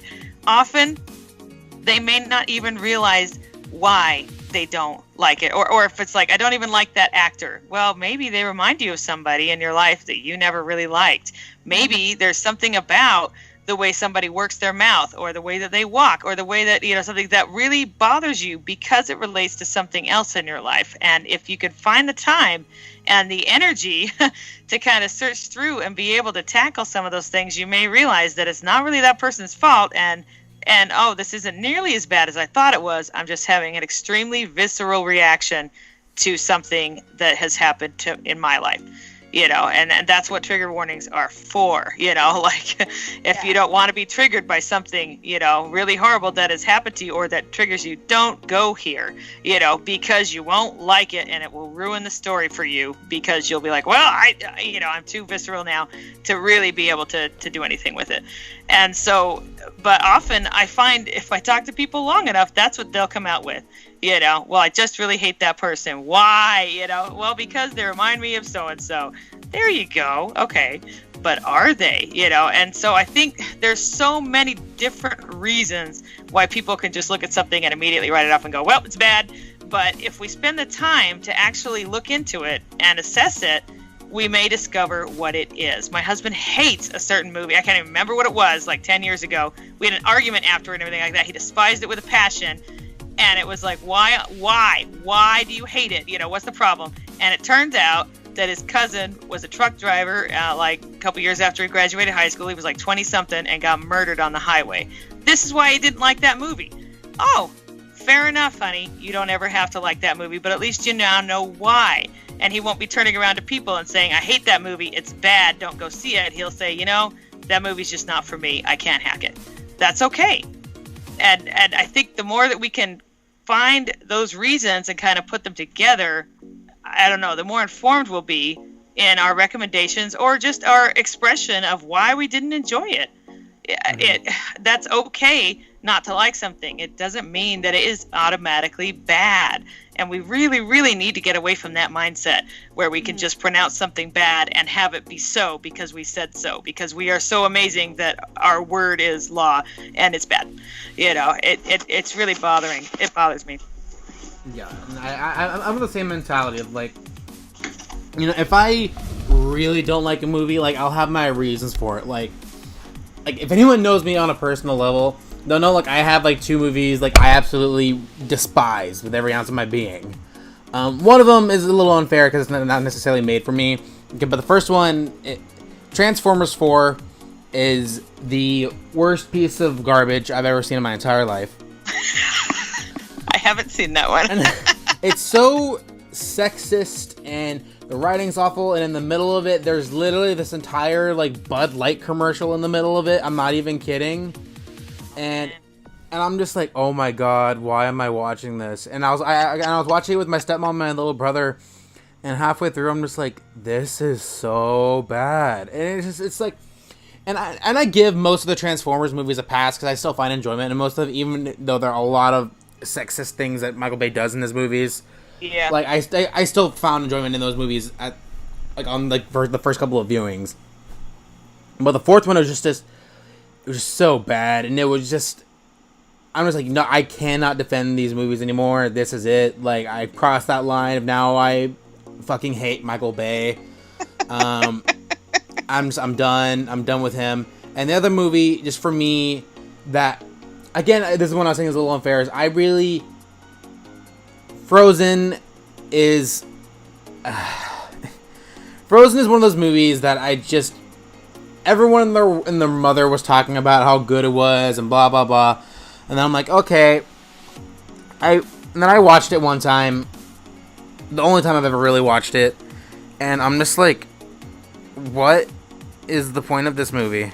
Like, for me, it was like, I went in and walked out with the same mentality of, this movie was not made for me. Like, it's a family-friendly movie, it's a good message, I'll give it that.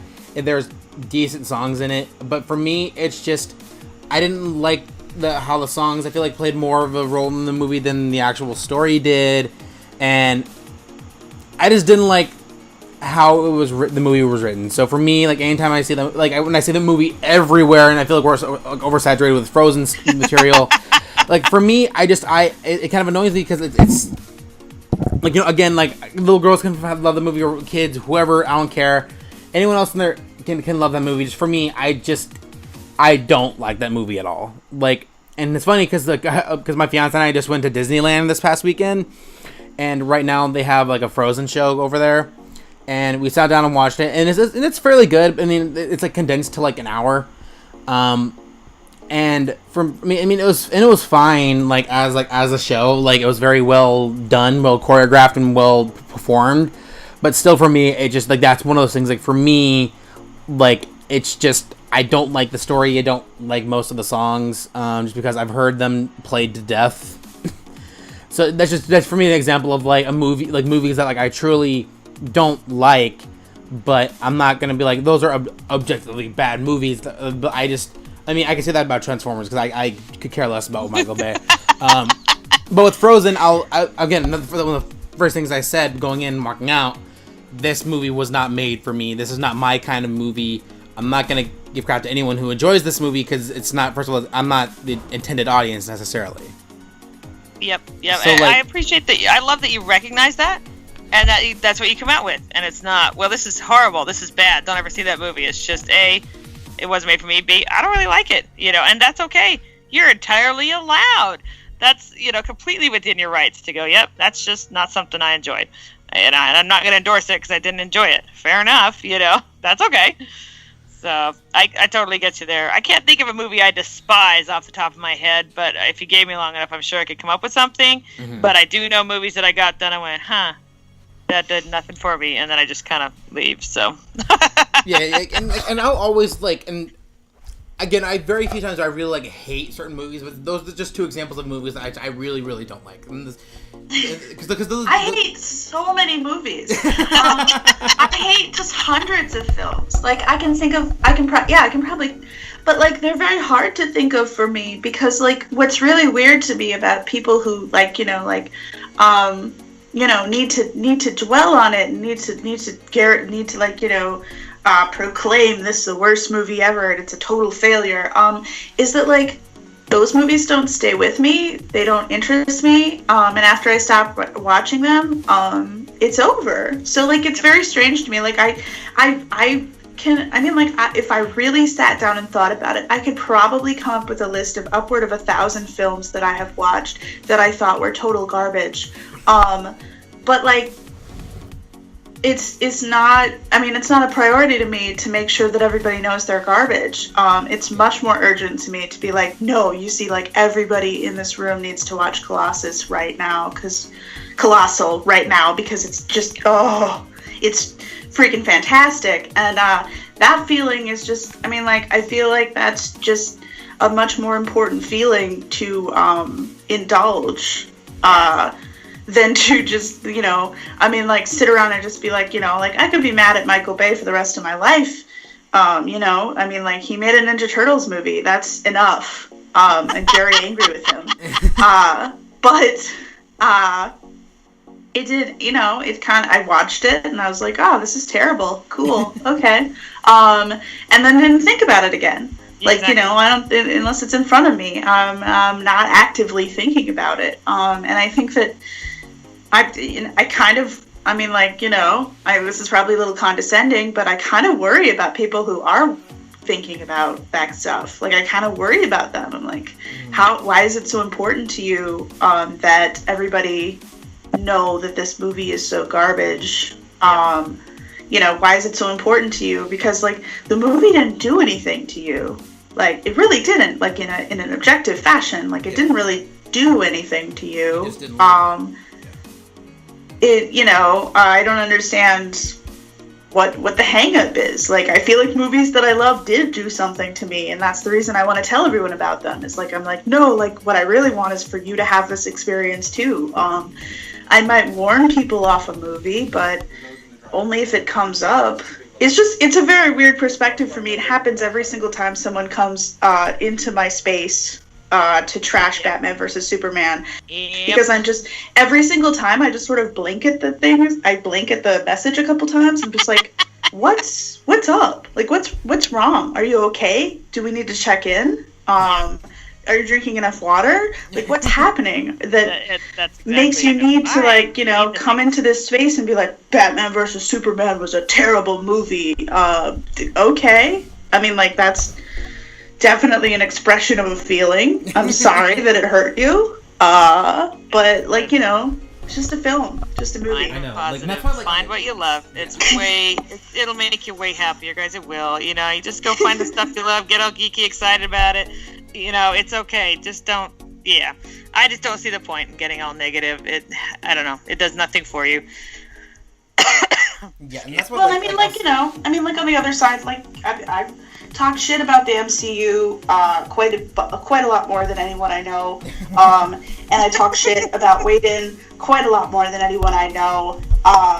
And both of those perspectives come directly from the fact that, like, I wish they were better. Yeah, that's me too. I wish that the guy who made Buffy was currently making cool things like Buffy, only better with less racism. I wish that was happening, but it's not. So I'm hung up on that. Yeah, and that's definitely my own problem. Yeah, but I don't understand the people who are hung up on, like, a single film that doesn't affect them. Yeah, I think the big thing is true. It's like, are you spending your time finding comments where people are positive about Joss and then being like, oh no, he's a piece of crap, and coming on their stuff? Of course you're not.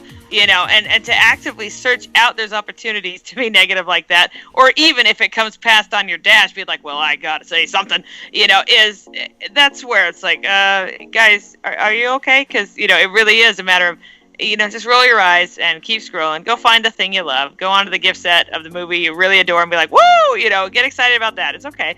It's just, it's better. We're allowed to, you're right, criticize and be upset, and everybody's allowed their opinion. But when you're actively going out of your way to crap on other people and what they enjoy, you might want to check yourself, because there's something screwy there.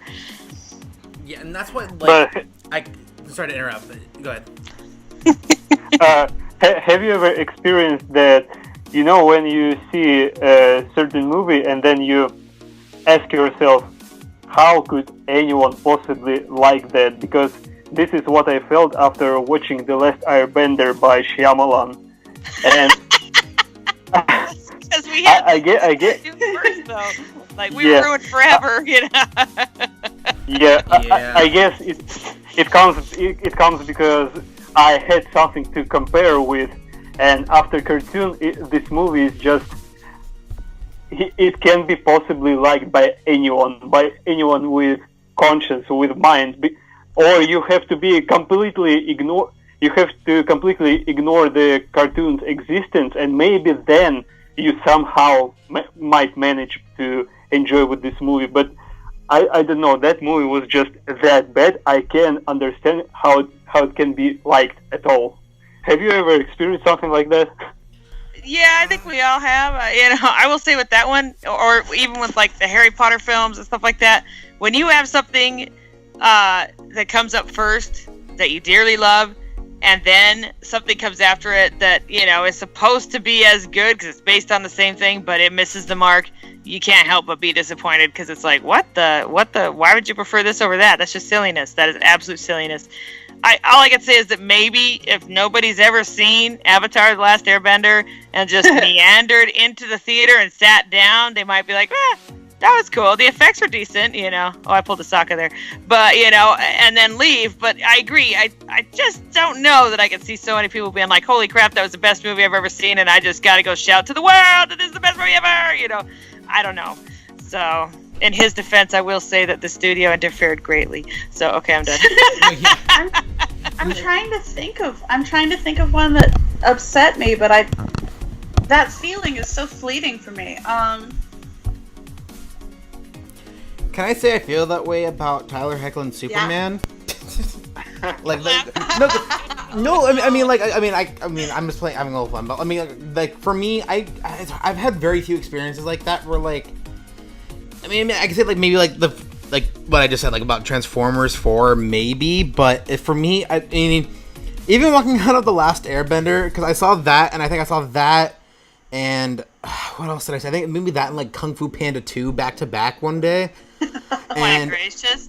Actually, the second one wasn't bad. But, actually, no, I enjoyed it. But so I watched those and lineup. Yeah, because I took my little brother to the movies for his birthday, and I'm trying to remember. Okay, so I saw The Last Airbender. I can't remember which one I saw first. But I remember walking out of The Last Airbender, and I'm like, did I like that movie? I don't know. I was. Because this was only a couple of years after the show had initially ended, so I'm still I was so excited for The Last Airbender.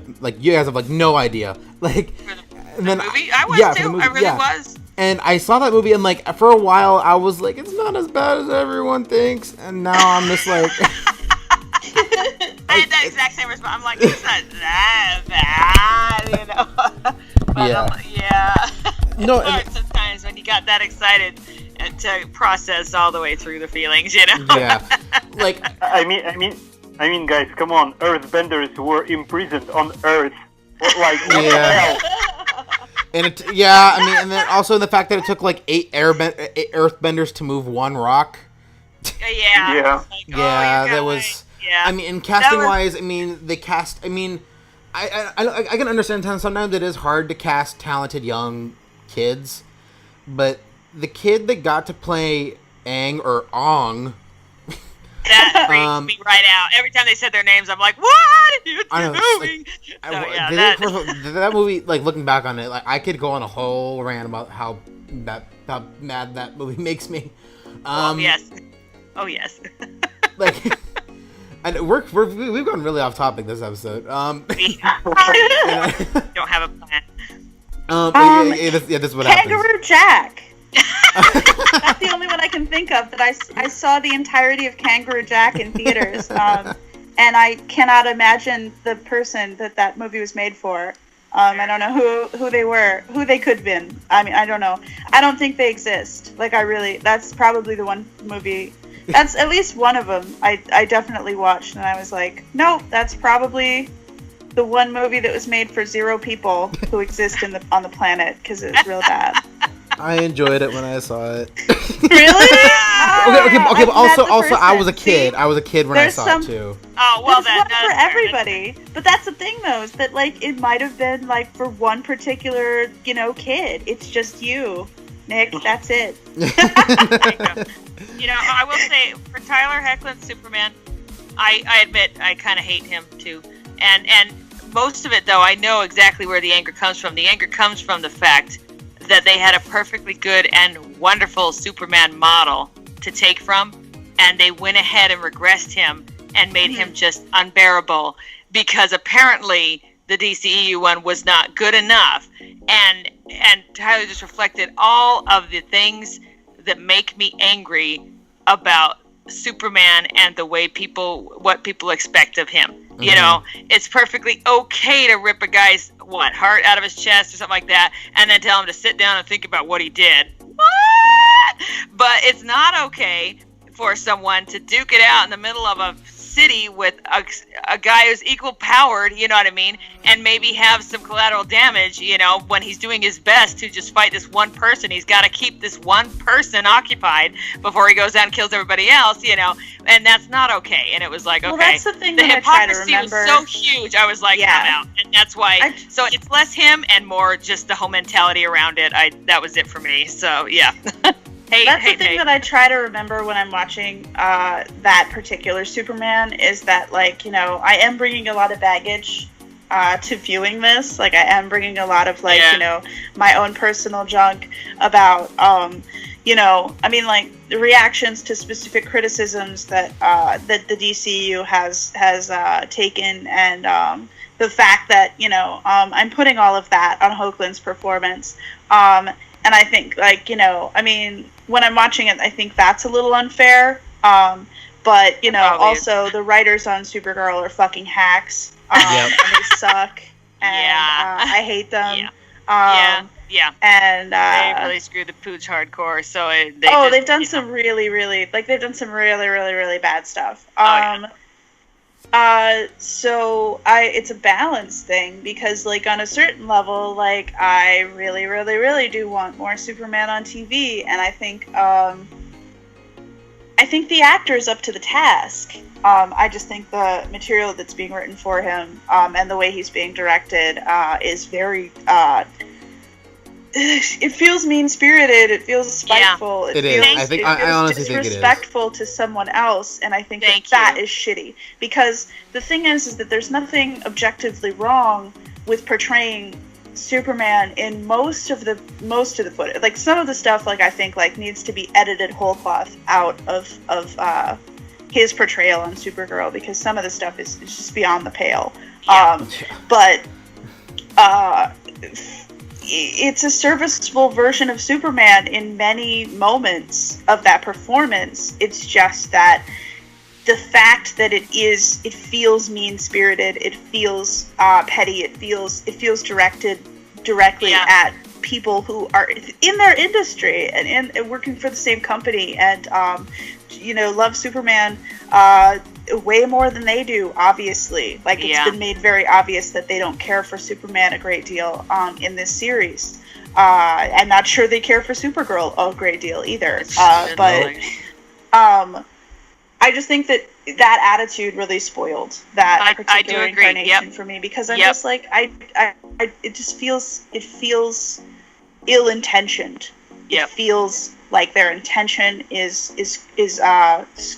crappy. And they're just like, well, we're going to offer an answer to the disaster that is the DCEU and bring all these other fans a place to congregate and, pretend like we're not talking about the same character who's actually very complex and can be interpreted in several different ways. But to just say, we're doing it right and they're doing it wrong is super shitty.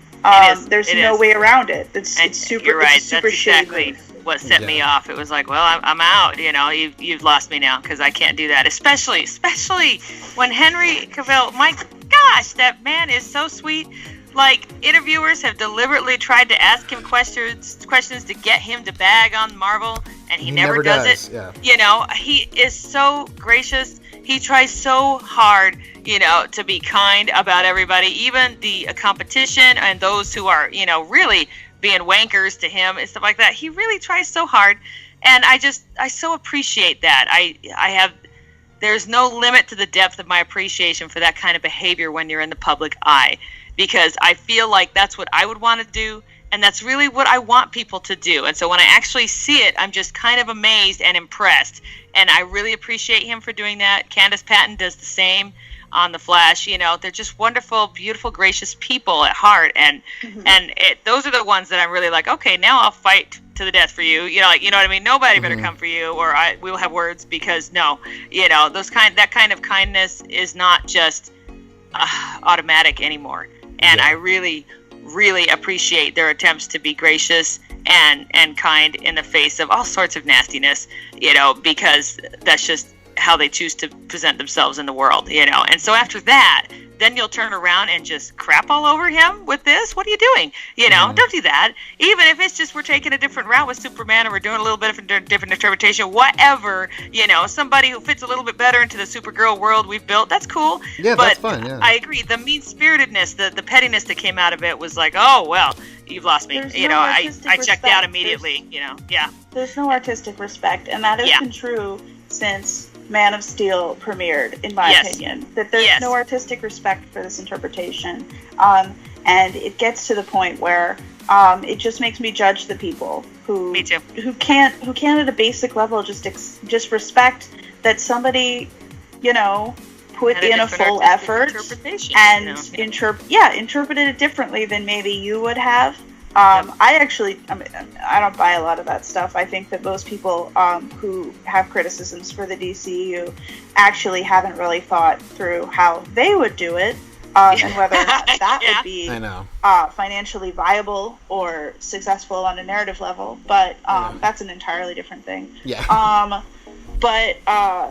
Just the lack of artistic respect, the lack of respect for the effort put in, and the actual artistry that was put onto the screen, and the fact that, like, people are talking about how all of these performances were terrible when that's just objectively not true. Like, it's just like, that's the thing that's really crazy to me, is like, I'm looking at it and I'm just sort of like, no, like, I reject that interpretation. I don't know where you're coming from, but like, it's not subjective. Like, it's not a subjective thing. Like, objectively, everyone who showed up did an excellent job. I mean, like, you can argue with me forever about whether or not Zack Snyder did a good job, and that is a subjective call. But Henry and Amy did exactly what was asked of them, and they did it amazingly, because acting is acting. Like, it's not like you can't just roll in and be like, Amy Adams is a trash actress. Like, I'm sorry, you can't. Like, we've made like that. We've together made that decision. Amy Adams is doing exactly what a very talented actress does in that role, which is serve the story. And she was fabulous. So to, you know, come through and be like, well, Henry Cavill can't act. Like, that's how I know you're full of shit, because that was an amazing performance. Like, this, I mean, like, the Jonathan Kent scene, I mean, like, fuck, it ruined my life. Like, I'm here because of the Jonathan Kent scene. It destroyed my entire life. Like, Zack Snyder owes me, you know, 5 years, because I don't know what to do with I don't know what to do now. Like, I've seen the Jonathan Kent scene. I'm different now. Zack, tell me where we're going. I just think that, like, you know, that disrespect for that artistry, that disrespect, and just to, like, you know, be like, oh, well, his Superman is awful, without, like, you know, kind of coming, like, looking at it and being like, well, you know, what was the thought here? What was the interpretation? What was the intention? Exactly. The only thing that I can imagine is that these people don't conceptualize the people involved in these movies as people. Because it's the only thing that I could use to explain. That, and they truly have no concept of what it actually takes to be an actor. Like, so many people look at the screen and go, wow, I could do that. But there's a major difference between looking at the screen and going, I could do that easy, and actually having to do it. And let me tell you, it's a very wide chasm. And so they obviously really don't have any clue when they're saying that Henry Cavill can't act. You know, have you never seen anything else he's done? Do you not see the difference between this character and others he's portrayed? Really? You know, you haven't done your homework, and you're just assuming that because his character is more quiet and doesn't smile all the time and isn't cracking jokes, that he's a bad actor. And no, that is entirely incorrect. And some of the really subtle choices that he has done are truly beautiful to me because it shows he's really thinking about this and really putting his all into it. Clark is a very soft and gentle, introverted, understated person. And Henry has done a really nice job portraying that. And that doesn't mean he can't act. That means he's acting less than the wide mouth, cocky, you know, cheesy, crap talking Tony Stark, you know, like, well, and somehow you can disagree. You know, you can disagree with that interpretation of Superman, but you can't disagree with the fact that Henry Cavill did what was asked of him. Like, you can't disagree with exactly, you can't and that say, he did it well. He's a terrible Superman because he's introverted. It's like, no, nope. You the don't end, like just, him because he's Superman, introverted. You know? Yeah, but it doesn't have anything to do with good or bad. Exactly. Heck, growing up, man, I watched all the James Bond movies with my family, and everybody had their opinion on exactly which one they liked best, because by then there'd been at least 4, you know, and and so, you know, and that was okay. But everybody understood that this was all James Bond, and there was no bagging on all the other actors, because there simply was a matter of, well, I'm the Roger Moore kind. I love Roger Moore. Well, he's great, but no, Sean Connery's the best for me. And then there's my dad. I think that, oh gosh, who was the guy right in the middle, the Australian guy? You know, he's like, I think that movie was given an unfair shake, and I think he did a really good job. Mm-hmm. And so, yeah, that's okay. We all should be allowed to have those opinions and everything. That doesn't mean you instantly turn around and start bashing people because you don't really understand the process that they went through to produce this work. Yeah, and I think a lot of the criticism comes from the fact that, like, because there have been previous interpretations of these characters, like, a lot of, like, the thing with, like, the MCU, like, there was, other than maybe, like, Eric Bana or, like, Edward Norton as the Hulk, or, like, Don Cheadle as War Machine within the universe, you know, like, other than that, maybe you could say, like, Bill Bixby's Incredible Hulk. There haven't really been popular previous incarnations of these characters except for Spider-Man and those other characters I mentioned. So there is no, like, preconceived idea of who these characters should be before they go in, except for, like, Spider-Man being the big one, because there's like the third version of the character in like 15 years. Yeah. So with DC, they're already having to climb an uphill battle because, like, this is their, like, 4th or 5th interpretation of Superman in live action in the last number of years. Like, between Reeve and Dean Cain and Tom Welling and Brandon Routh, like, this is, like, and this is, like, their pinnacle, the best thing got off of. And people just, no matter who they are, don't want to forget that there was interpretations of Superman before. They don't want to accept a new version. They want to see what they're comfortable with, what they're familiar with, and if they see anything different, then, like, whoa, you're challenging, like, who I am, because that's all I know. So why are you showing me something new? Because I don't want new. I want the same. And that's why, like, I think a lot of, like, Warner Brothers trepidation with doing these movies and bringing in a composer like Danny Elfman, who's really only coming in to bring in the themes that were already established. Like decisions are being made because I think, even though I don't necessarily want to admit it, Warner Brothers is kind of starting to pander to the people who wanted more of, like, the lighter, funny DC movies that maybe like the Superman's 1 and 2 were. You know, that's why you're bringing in a composer like Danny Elfman to replace Junkie XO, who Junkie XO I think was the only person who could properly take the place of Hans Zimmer because they worked so closely together and did a lot of the same work. Yep, and they worked together on both the previous films. Yeah. Didn't Elfman say something to the effect of there would never be another real Batman theme except for his, or something like that? Yeah. Because, okay, that immediately was like, oh, well, you're off my list forever, dude. You know, like, I wasn't impressed with you beforehand, but now you're out. Same. Like, honestly, like, first of all, his Batman theme, honestly, I'm also coming from someone who, I didn't grow up with Tim Burton's Batman. I didn't see Tim Burton's original Batman movie. And I don't remember that theme at all. I barely, I should, but I can't. So yeah, and I honestly, and I also don't think that Tim Burton's Batman movie is vastly overrated. Like it's okay at best for me, and because for me, like that movie came in an era of it became after the Adam West Batman and the Story of Superman. It was the first like pseudo dark and pseudo true to the comics Batman. Pseudo serious. Yeah. And for the time, that must have been great because that was the first take out of Batman that was really like taken mostly seriously. But for me, yes. I came into that movie post Dark Knight trilogy, and for me, it was just really campy and cheesy, and that must be a really weird experience. I never thought about it that doing that backwards like this, because I was there when that one came out, and you're right, it was the first one since Adam West, and it took itself semi-seriously, and I was totally into it. I loved it, but now I look back. Evolution. Yes, if you watch it in order, it's a slow evolution towards serious, but if you compare them to Nolan's films, oh my gosh, but a step backwards, that's just like crazy. I know this is gonna sound crazy of me. And then they got weirder and weirder as they went along, so I fell out of the sequels more. But like now, I can look at it and I can see Elfman, or I see not Elfman, the director. Burton. Help me, Burton. I can see Burton all over it. Yeah, me now too. That I've seen so much more Burton stuff, I look back and I'm like, oh my god, see, that's the Batman that I had in my youth. I thought that was the real one, but it wasn't. There's Burton all over it, man. It's just drenched in Burton. Yeah. And so it's Burton's interpretation of Batman, which is also not bad, but not like the comics. And so, it took me a long time to actually realize that there was a major difference between what people were seeing in the comics with Batman versus what they're seeing in the films with Batman.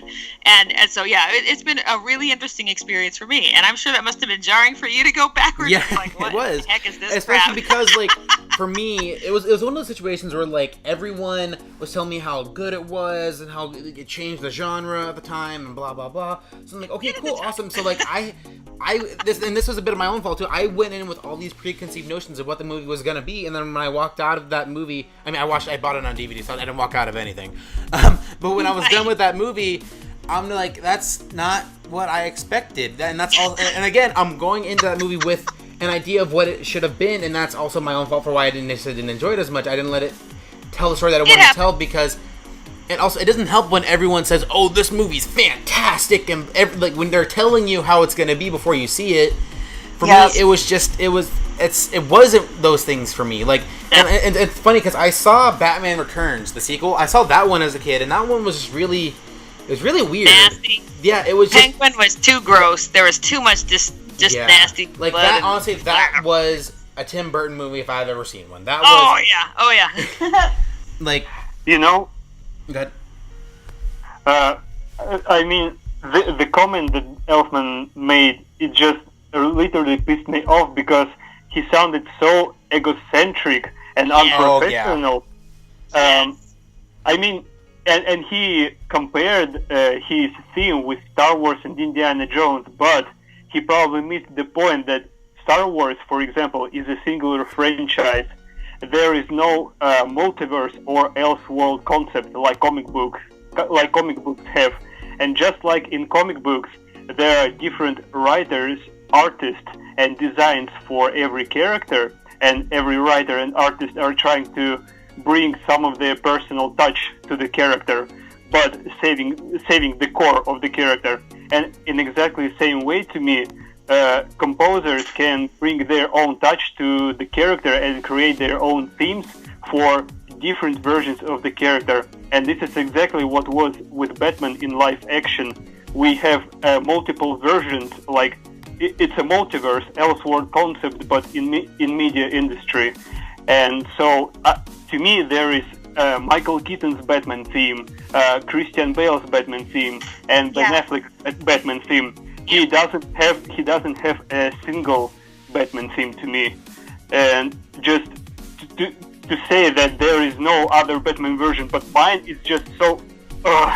Yes. Yeah, it's extremely egocentric. I mean, it's disrespectful to Zimmer. It's disrespectful to Ben. It's disrespectful to Zach. It's disrespectful to everyone involved in that project that spent all that time and energy differentiating it from all the other stuff. And And the musical cues in these new films are absolutely integral to setting that tone apart. And you're right, it's the multiverse idea. Like, if we're going to accept that all of these versions exist together, and this cool idea that all these versions are equally valid, which is, the best way to go about it, then there's no true Batman theme, and the very idea is laughable. It is. I think it's especially laughable considering what Elfman has produced so far, what we've seen of what he's done in terms of scoring the Justice League soundtrack so far. Because it's totally incongruous with the size of his ego, because it's shitty work.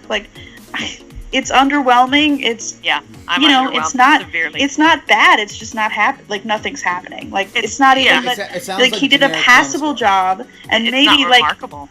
I literally have a friend who keeps defending Elfman to me, and just said maybe what Warner Brothers wanted was something mediocre, and I was like, are you serious? You think Warner Brothers was like, make this as bland as possible. It's very important that we can't hear the soundtrack at all. I get that, that's where superhero soundtracks are going, and we have this really big problem where people are just all making the same soundtrack for every superhero film. But you really think that Warner Brothers sat down with Elfman and they were like, hey, I know you're, really amazing and stuff, and you've written some really amazing music that's really iconic. Nothing in this genre that's iconic, but some iconic music. Could you tone that down a little bit? We need you to make the same amount of money but be much less talented. Really? No, they didn't. They didn't. They hired Elfman because he was a sure thing, and he knew that they consider him a sure thing. And he produced half-assed work because presumably his heart isn't even in it, because he doesn't care enough about Ben Affleck's Batman to write him his own Batman theme.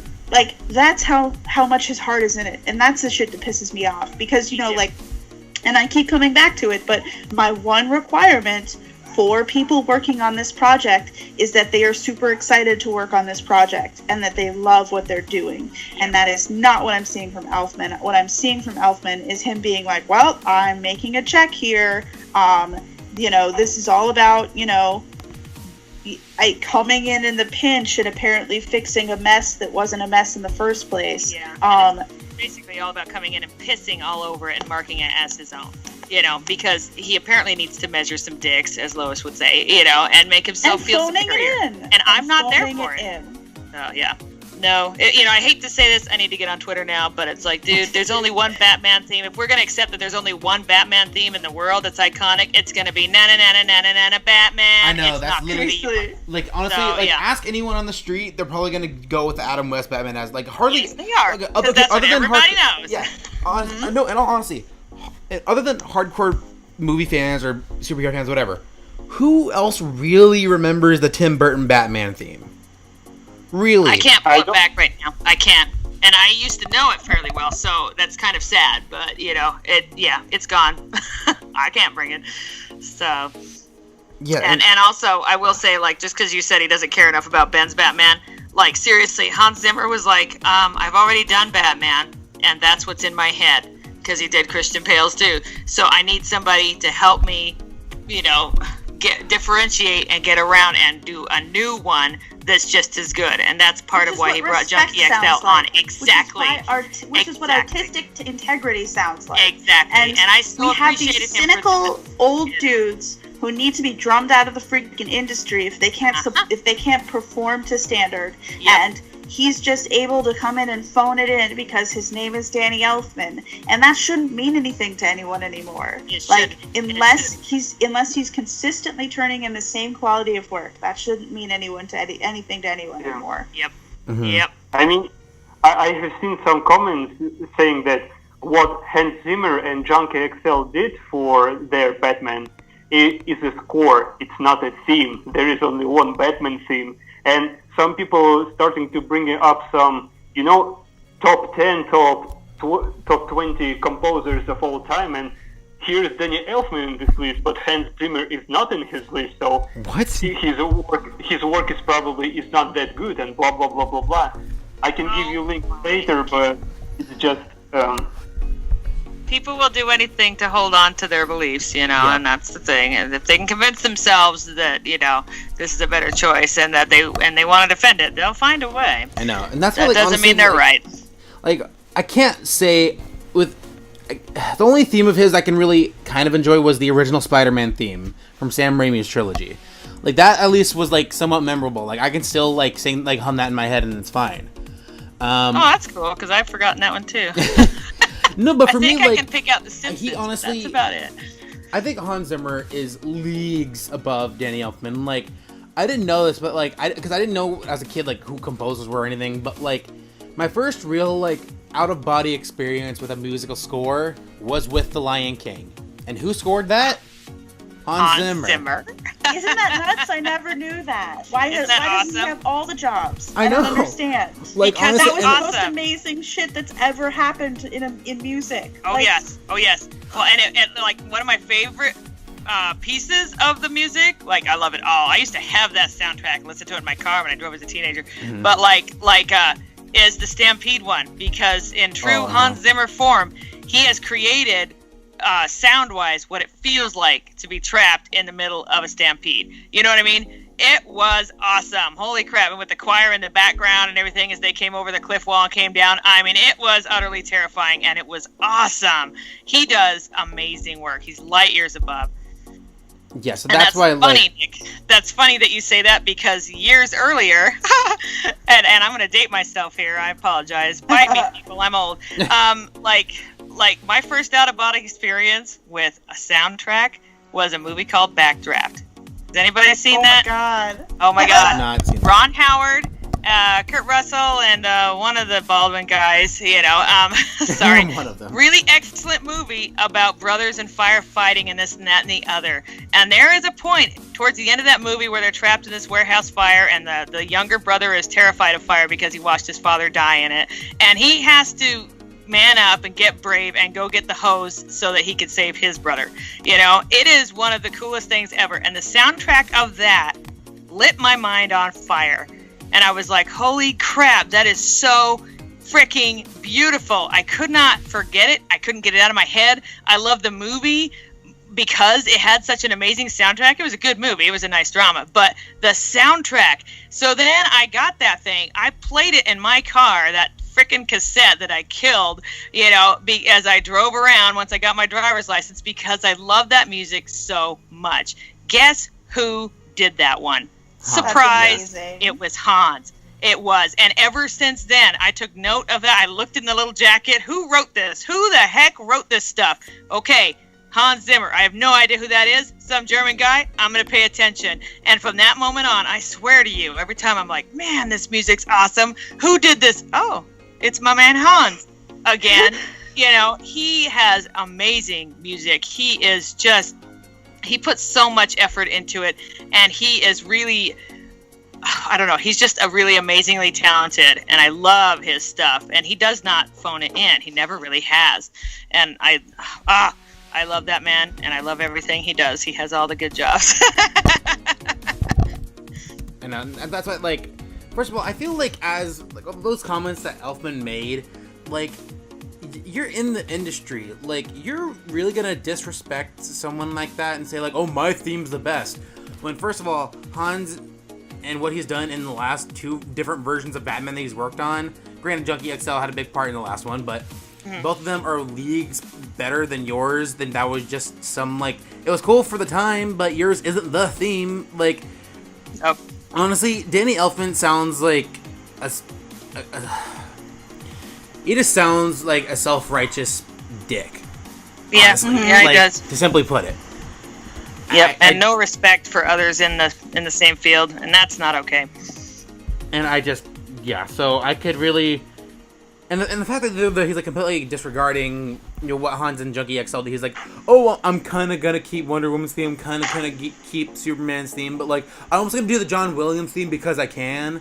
Like, Yeah. That has really nothing to do with this universe, and we've already talked about how the fact that this isn't Christopher Reeve's fucking universe. Like, yep. It's also like so hacky and so like forced whimsical. And like, oh hey guys, remember this? It's just such a terrible fucking move in the first. Like, it makes me so angry because it's so cheap. And disrespectful. It's so cheap. It doesn't have anything to do with artistic integrity. It has everything to do with the franchise and with the currency of that franchise and just reinforcing that stupid franchise. And it's like, it's not about the franchise. And if it's about the franchise for you, then you shouldn't be on this project because it's about this project. If you're just sitting around being like, how can we make sure that everybody has the maximum amount of nostalgia pumped directly into their fucking cerebellum, then maybe you should be working on something else. Because I don't need a whole bunch of people just being like, oh yeah, remember fucking Christopher Reeves? That was the greatest, in the middle of a completely different film. Like, that's disrespectful to literally everybody.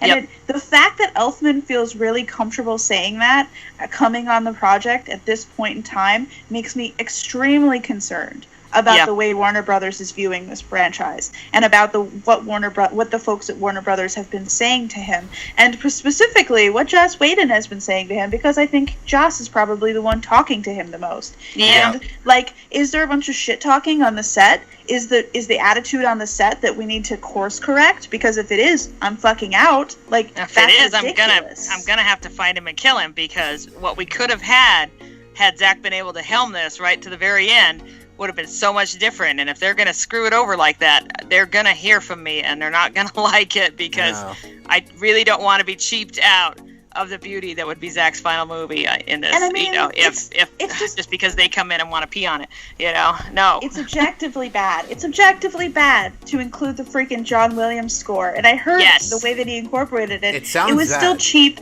It was still hokey. It was still a fucking like publicity stunt bullshit move. It was bull crap. It was boring. It was a boring choice. It didn't make any sense. I doubt it's going to make any sense in the film. Exactly. It's just. Okay, I lost the word I was going to use. I couldn't be more mad at Elfman, and I swear to God, this is going to like affect my friendship with that one friend, because like I cannot shut up about it. I know. I'm literally the same way. I was so mad. Like when I heard that in like the whatever track that has the theme in it. I'm like, are you fucking kidding me? I'm just like, you're right. Seriously, it's nothing. Just shoving it in there because I know it's okay. Can we just all just like everyone in the DC fandom pull together all the money we can to just like for the extended cut or whatever they do for this movie to hire Junkie XL and just redo the entire movie, please? For real. Okay. I'll pay money for that. Like, I will literally go to Junkie XL's house with a check of all the money I have left in my bank account and be like, sir, please redo Justice League for us. Yep. And it feels so bad for the guy, and he was like, I guess you really you've earned your place in Hollywood and you're replaced on a project, and I'm like, come on, man. And he was getting all excited about it because he helped work on the cover for Come Together. And I'm just like, you really, Joss? You're really gonna do this shit? That was the first thing that Joss did that really pissed me off. That's the first thing he did that caused me concern. It was like, oh no. Yeah, because I'm what like, have you done there? That's really, not a good choice. Yeah. And it happened almost right away after he was announced as the new director. Yep. Yes. A few days later, we learned that Junkie XL got fired, and Elfman is going to score the film. I think because I was like, that was right when we started the podcast too. Like, I was still trying to be optimistic. I'm still trying to be optimistic, but after the comments that he's made, honestly, Danny Elfman can go fuck himself. Like, for real. Like, can that be the official position of this podcast? I know. Like, fucking.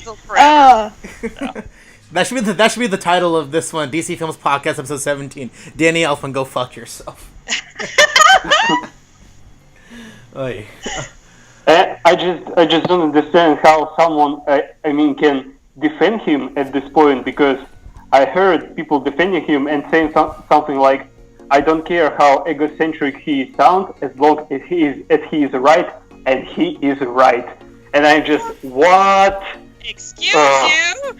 Oh my gosh! See, this is why I try hard to stay away from the internet sometimes, because I am not physically able to jump into my computer and throttle them on the other side, and I really, really want to. So, no.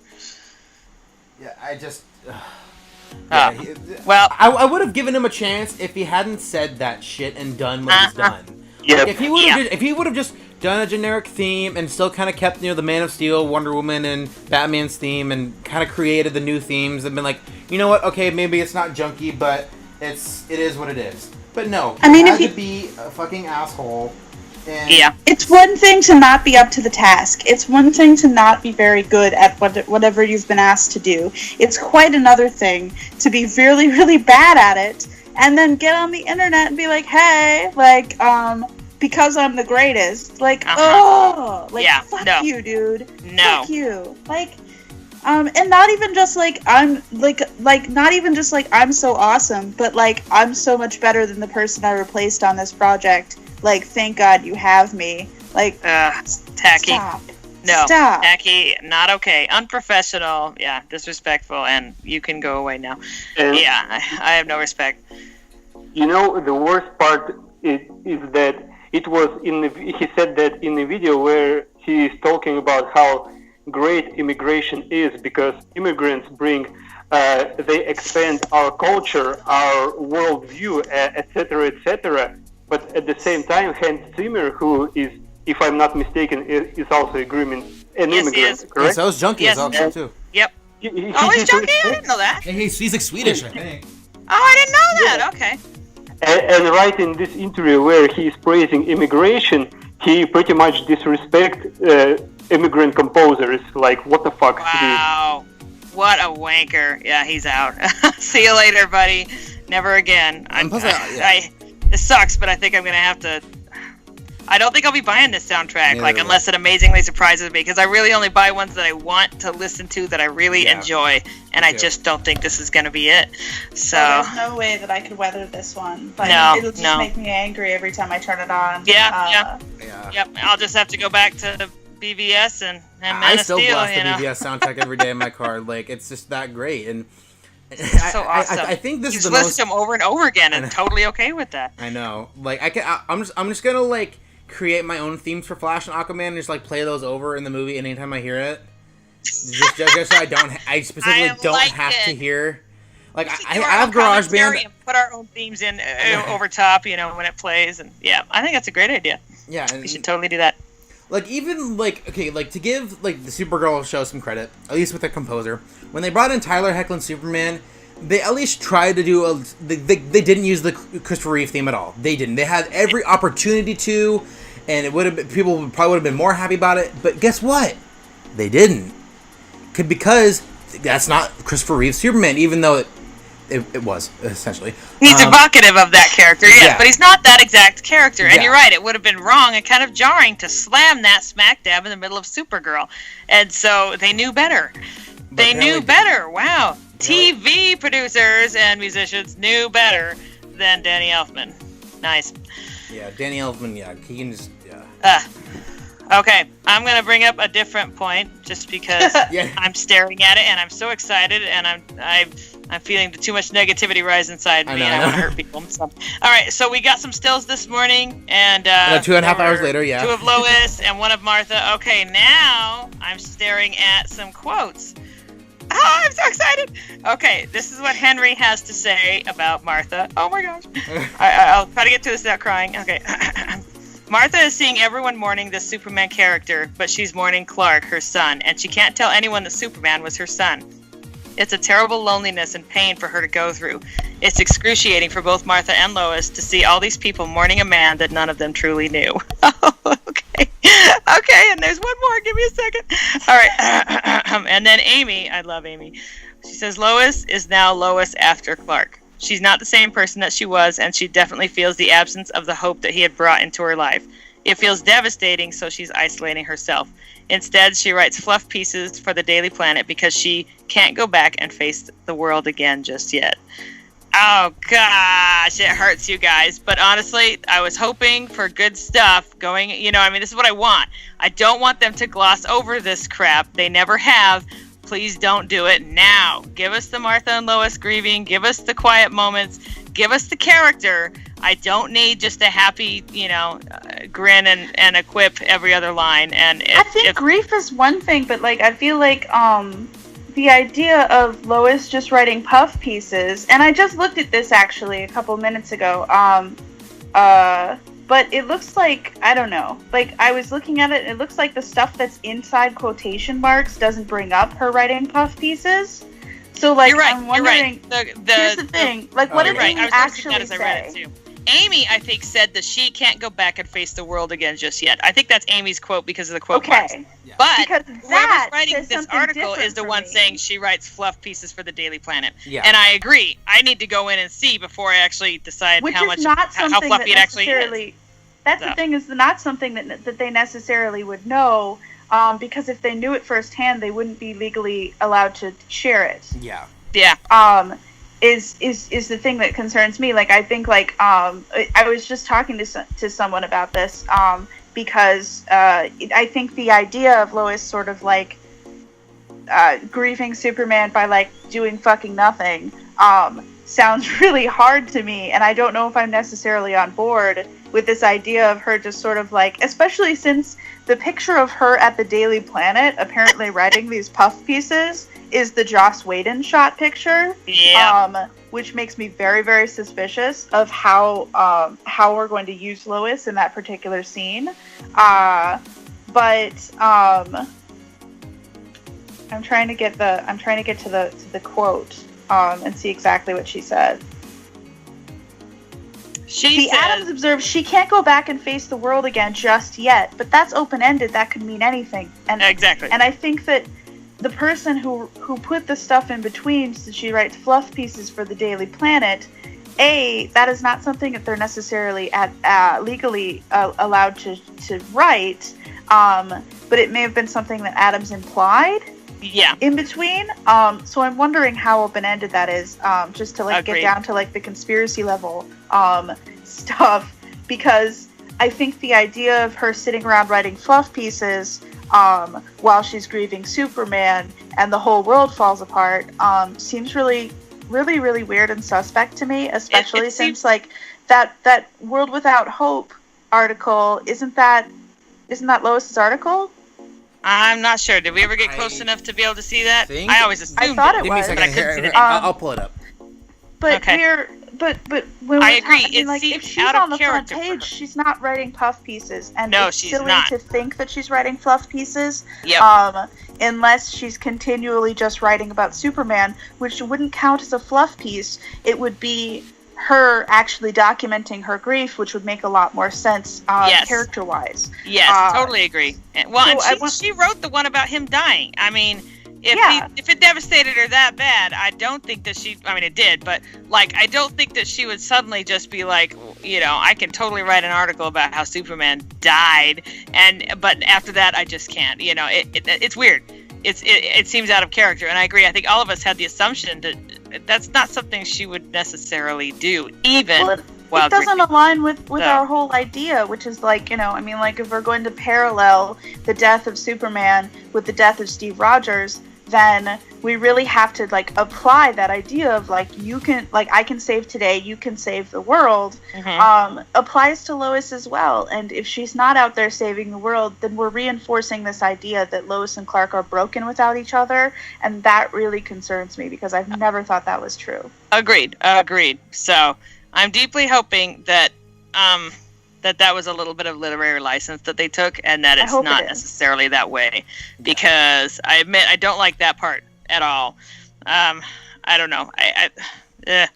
Honestly, what I'd really like, if she can't go back and face the world, is that she's simply working underneath and feeding Bruce information or finding information for Bruce, or you know what I mean? I would totally love to see her somehow involved in helping them, and that's why her focus has shifted from doing big exposés and papers and stuff like that, because this is more important, involved, and this is exactly what she would do. Unless she's involved in helping them, then she's been sidelined necessarily out of the movie, which is really, really upsetting because that's exactly what they did with Batman vs. Superman to make everybody think that she wasn't actually the center of the movie, which she is. Yeah. If Warner Brothers is pulling this shit again, like, I don't know. I think I'm getting out my tinfoil hat because at this point, like, what is DC doing to make sure that Lois Lane doesn't get her due? Because we have like no merchandise, no part of the promotion, and then now we're going to, you know, take each cut of this film and just trim her out. Like, what the hell is happening? Yeah. Yeah, and then that's what I like looking at, like Batman vs Superman. There was the one poster of her, which is like was a cool poster, but that one poster, no Funko Pop figures. They made a Funko Pop for the fucking Superman soldier who meant nothing. For real. Like, and they made one for Aquaman, which was cool because he looked cool in the movie, but he literally had like 0.3 seconds of screen time. Yeah, you know, yeah. And like when they knew they'd have an opportunity later to make one for him because they knew Justice League was coming. Yeah. So yeah. And like, I understand maybe like it's Funko's like licensing or whatever, but like also like come on, like, and Funko also at the same time would they like this is my criticism of Funko because I get their pops big time. Like I have like 100 of them. They have done like a billion different Batmans and maybe like 3 Catwomen. And like no Lois Lanes, period. There have been several Supermans. No Iris West. A billion. You know. No I Iris. went through and counted. I got up to 30 Batmans. If anything, I think that's like even less than what they actually have. That's like I stopped at 30 because I was so frustrated. I was like, I'm finished. There's more than 30, you guys. There's more than 30. That's crazy. And that's just within the last like year or two that they've announced all these different fucing Batmans. Which, like, again, I love Batman as a character. And also, even if Adams didn't release her image, which I think she definitely did because she has a Lego minifig, so I don't know what they're talking about. But even if Adams didn't release her image, like, there are like 6 other Lois Lanes. I know. Yeah. Like if they really wanted to. Like we can tell what's happening. Like it's super transparent. Like it's definitely a thing. And I get really tired of people just being like, well, you know, maybe it's a coincidence. No, it's not. How could it be a coincidence? No, How? And Iris fans have been clamoring for a Funko Pop since season 1 of The Flash. Mm-hmm. We're in season 4 now, and there is nothing in sight of them ever going ahead. Even though, like, so many, you have no idea how many fans have been prompting them, poking them, you know, urging them on Twitter. They're like, dude, we totally want an Iris one, but they nothing. Never, yeah. And they made a fucking Felicity one, but not Iris. Yeah, I was like, for real. You gave us a Felicity, but you won't give us Iris West? What the heck? Like, no, there is something going on, and it's not just, it's not just that's how it falls. No, there's something weird going on, and I don't like it. And when I say weird, I mean, you know, racism and misogyny. But anyway, so. But, you know, there's quite an obvious pattern going on here, and I don't like it. So, yeah. Yeah, and that's, like, it's frustrating, too, because it's, like, it's easily bankable to do this sort of shit. You know, it's why can there be, like, a billion Harley Quinns and not characters who also matter to the universe? Like, you don't necessarily have to do Amy Adams Lois Lane. You can do, like, just comic book Lois Lane. You can do, like there's, like, a fan, like, I think I sent it to the group chat, like, a couple weeks ago. Like, these fake fans who they literally made their own pops of Lois and Clark in Smallville. Yep. And it looked awesome. It looked just like Erica Durant's. And I'm just like, Funko, what's up? Like, I know. Capitalize, man. Capitalize on that. Like, look, maybe it might not be your best-selling one, because, look, they made Steve Trevor for Wonder Woman. That was their, of that line, I would probably say that's their least successful, because I've seen that, like, marked down at GameStop for, like, $5. But he still got one. He still got one. And we all know why. Yeah. So, yeah. Etta Candy also got her pop figure. Hers about to come out, yeah. And still no Lois Lane, like, why? What's up? Because she doesn't have powers. Yeah, like that also board, comes into like, it. That's the thing, is the way that DC has been treating her has been across the board. It's been a huge regular push. Like they promoted an entire comic book on her back and then killed her in like the issue 2. of that comic book. Like, they wanted a freaking Lana Lang comic book, but they knew they couldn't sell it, so they used Lois Lane's name in order to sell it, and then killed Lois in, like, the second freaking issue. And then we're like, oh, guys, you're really happy to have a Lana Lang comic book, and everyone was like, obviously not. Gosh, obviously not. Yeah. And then they're wondering why it gets canceled. They're wondering why it can't make any numbers. Well, it's failing because you promised us one thing and you gave us another thing. Yeah, you can't do the bait switch. People get angry. Mm-hmm. Oh my god. And they used Lois to do that. And it's they did. That's wrong. That is so wrong. It's editorial bias, and it's really gross. And it's one of the best reasons to take Eddie Berganza the shit out of that job. And he never. Well, it's not the best reason. There's a better reason to do that. But there's like lots of good reasons. For real. But it's editorial bias. It absolutely is, and I think it's seeping through into the DCEU, and it's really frustrating because we all know that Zach knows how important Lois is. Yep. We all know that Zach knows she is the that key, Lois should be the heart and soul and the center of this franchise. Yeah, the same and we all as know Superman. he'd be pushing her just as much. He probably is Absolutely. pushing. You know, and if we're gonna have a Man of Steel too, like, we need people involved in this process who know how important she is, who understand that she's half that franchise, and that that franchise is incomplete without her. And if you don't give her 50% of the screen time, that you're really not going to have a very good Superman movie. And you cannot blame. And the thing is that this is what they do, is that they cut Lois to shit, and then they blame the failure of that on the Superman franchise, and it's like, no, it's always you and not knowing how to use this franchise. And if you just listen to the people who are talking to you about it, you would have every secret to this, because the main secret is just to fucking include Lois Lane. It's not hard. Yep I completely agree. And last thing I want to see is her get treated like Natalie Portman has been, or Pepper, on Iron Man and stuff like that, and just suddenly shunted and pushed off to the side because, the love story's over with, and we really don't care about the women, and their place on this franchise is not needed anymore. So goodbye. And I really hate it. I hate it. Yeah, it angers me greatly. And I love for Thor, they're like, you'll get a good reason why he and the Doctor aren't together anymore. And I was like, Mike and Butt, it's not a good reason. There'll be a quick one-line excuse shoved in to explain it so people aren't asking questions, and then you'll be on your merry way. You don't give a rat's butt. Well, they broke up Pepper and Tony for 35 seconds, and then the next time Pepper shows up, she's gonna marry him? Yeah. What? It's like, what? Okay. Hold on. You just got rid of Pepper because it would be inconvenient to try and explain why his girlfriend didn't stop him from creating a genocidal robot. I get that. But you used a shitty, flimsy excuse to just be like, oh, well, me and Pepper are not doing so. Okay, what's the specific problem, Tony? Oh, we're not going to talk about that because no one actually fucking cares. Exactly. And then Pepper shows up, and I'm so I can't tell you guys, I screamed when she showed up in Spider-Man. I was so excited that Pepper was back. I was elated, beyond the moon, so excited. And then they're like, oh yeah, and everything's fine, and that never happened. So what happened? You break up an iconic couple, you're just gonna be like, oh, that was just temporary. Like what?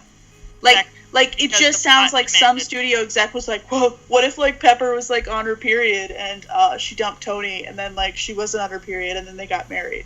That's the level of storytelling we're dealing with here. Yeah, what it comes down to is we need her out of the way because Tony needs to make some bad choices, and he wouldn't do it as much if she was around, and we need him completely and utterly alone and devastated and all stupid and angsty in Civil War. So we're going to go ahead and push her out of the way because the plot demands it. And now that we find that we want her in the plot again because we have decided in our ultimate glory that, that's a good way to have her and Tony be happy for a second, we'll just bring it on back. In the end, it's plot-based writing, and it angers me greatly because it comes down to there is no character and there is no actual reason for anything. It's just a matter of, well, we need to move this piece into this position and this piece into this position so we can get to this ending place. And you know what? I hate that kind of writing, and that's pretty much why I gave up on The Flash, because I'm sick of that, and I'm sick of this. You know, this is crap and subpar work, guys. This is crap. This is like TV writing at its lowest point, and you're thinking that you're amazing for coming up with these. Absolutely, you're the not. lowest bar they need to be in order to keep their jobs, No. and we all understand that. Come on. Anyway. No, it's funny. But anyway, Martha is really sad, and that's beautiful. I want to see some Martha and Lois. I want to see some softer moments with them. I know this movie is huge and full with characters that they're bringing in and forming the Justice League and stuff, but they have never made any secret, or at least Zach has never made any secret, that the effect on Lois and Martha is noticeable and tangible, you know, and that the effect on the world is tangible. I really need that shown in this movie and not cut out, or I'm going to cut somebody, you know, because... Soft Moments with Martha Kent is my favorite series. I love it so much. We need it. Everyone ever has made me cry, and I've micro-analyzed all of these scenes, and I can't wait to add more to the canon. See, exactly. We need more, and if they get cut, I'm gonna have to hurt somebody because I know that would not be Zach's choice. You know? Yeah. Well, they release the stills. If they release, I mean, like they've done this before, where they release stills and then the footage evaporates. You go, wait a minute, what happened to that one still? Yeah. But they release the stills, so I can be reasonably sure that those things are going to be included in the movie. Otherwise, it's really bad PR. Really bad PR. I mean, imagine if they show the Kent farm. They have to have like Martha play some sort of role in this, you know. Like I doubt. Like, I mean, I don't know. I do hope that at some point, because I know the running time was like confirmed to be like just under 2 hours or whatever, which I'm like, what? Which I think, first of all, I think it's to do everything you need to do, you losers. So. Also, I do think at some point they're gonna release another extended cut of this, whether people like it or not, and that's probably gonna be the version I prefer because. Zach takes the time to flesh out his story. Yes. And I feel like his vision for the movie was definitely like about at least the runtime of Man of Steel, if not longer. Yep. So the fact that they've shaved it down to just under 2 hours, I think a lot of that was they cut it down to the bare bones of what they thought was necessary, whether we like it or not. And I'm just hoping that we didn't lose the essence of what the story was going to be, especially because since we know Lois was going to play a pretty big role in this, so I hope at least that I just hope that we've cut it down to what Zach thinks is necessary and not what Warner Brothers thinks is necessary. Thank you. Because I think those are two completely different categories. Yes. Yes, they are. Yeah, and I mean, and seeing those images, it's just nice seeing Lois again, because we've only ever seen, like, you know, in this most recent trailer, and then the one other shot of like her. We haven't really seen much of her at all. Yeah. And I hope that the vision stays true to what Zack set up in Batman v Superman, where Lois is the key to whatever happens in this universe. Zack set that up, and I hope that they keep that, because otherwise, if they discard that, then that's a very clear message to me that Warner Brothers does not give a shit about Lois Lane. Yep. Then I'm completely on board with what you guys are saying, and I hope that's not the case, even though I kind of feel like it already is. But I guess we'll find out in 2 weeks.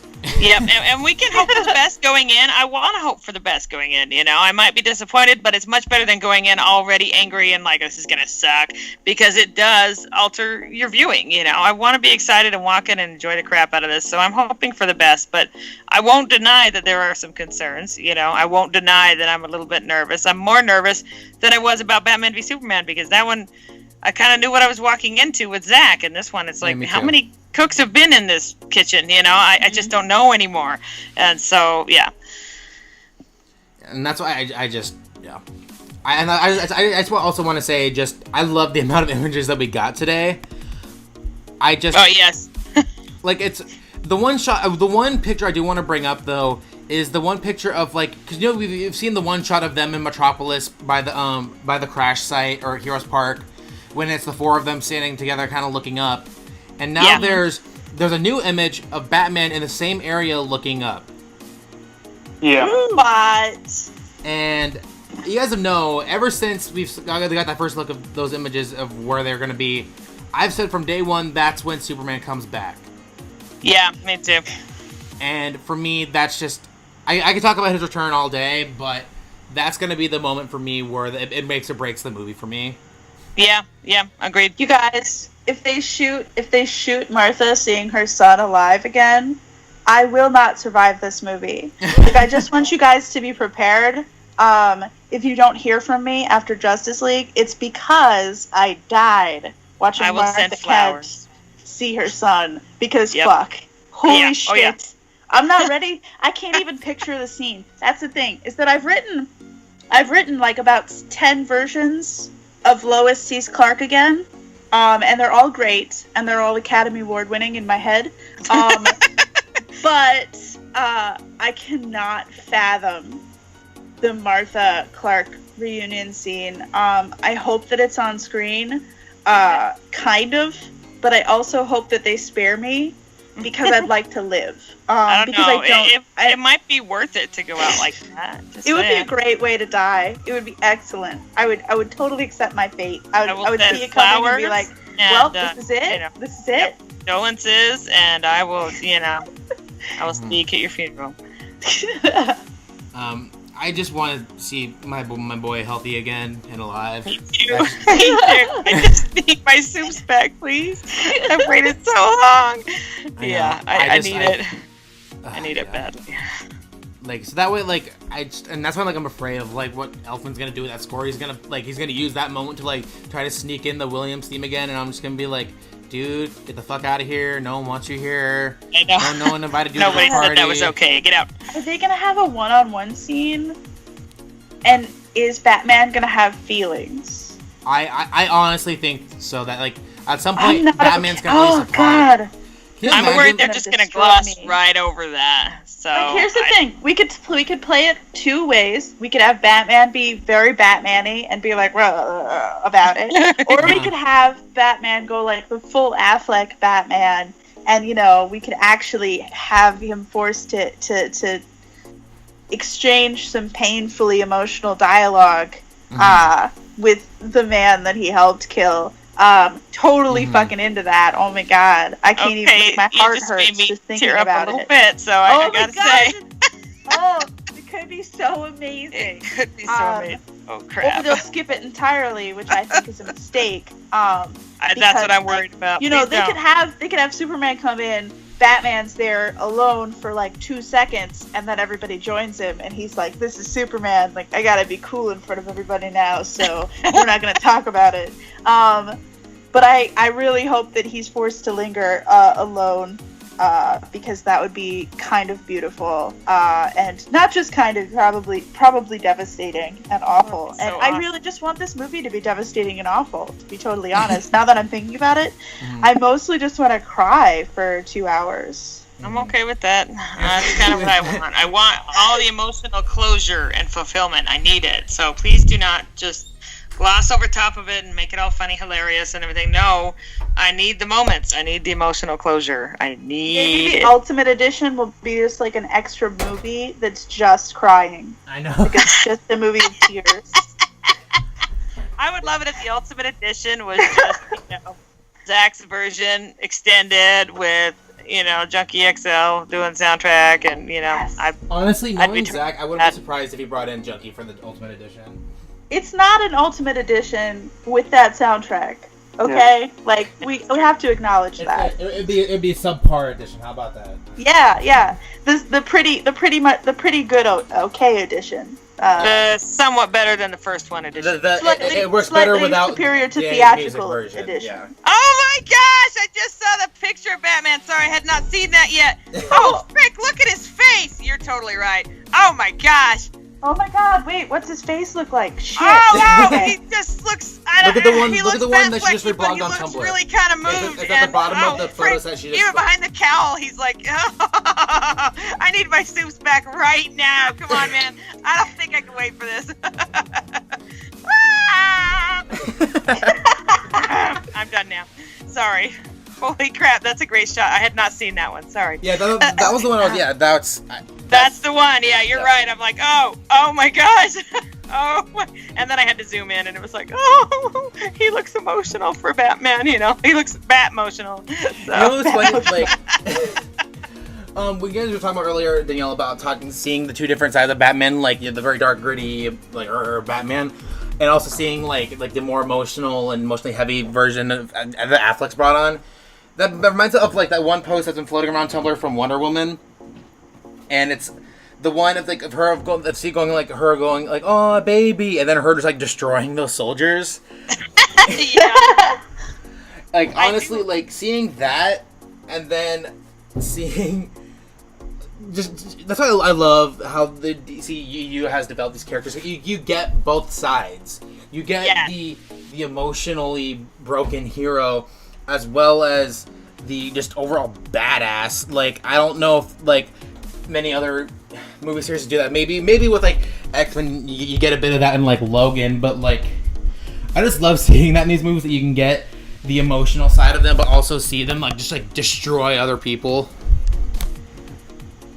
I love that they give us the different sides of them because that does exist. That is real.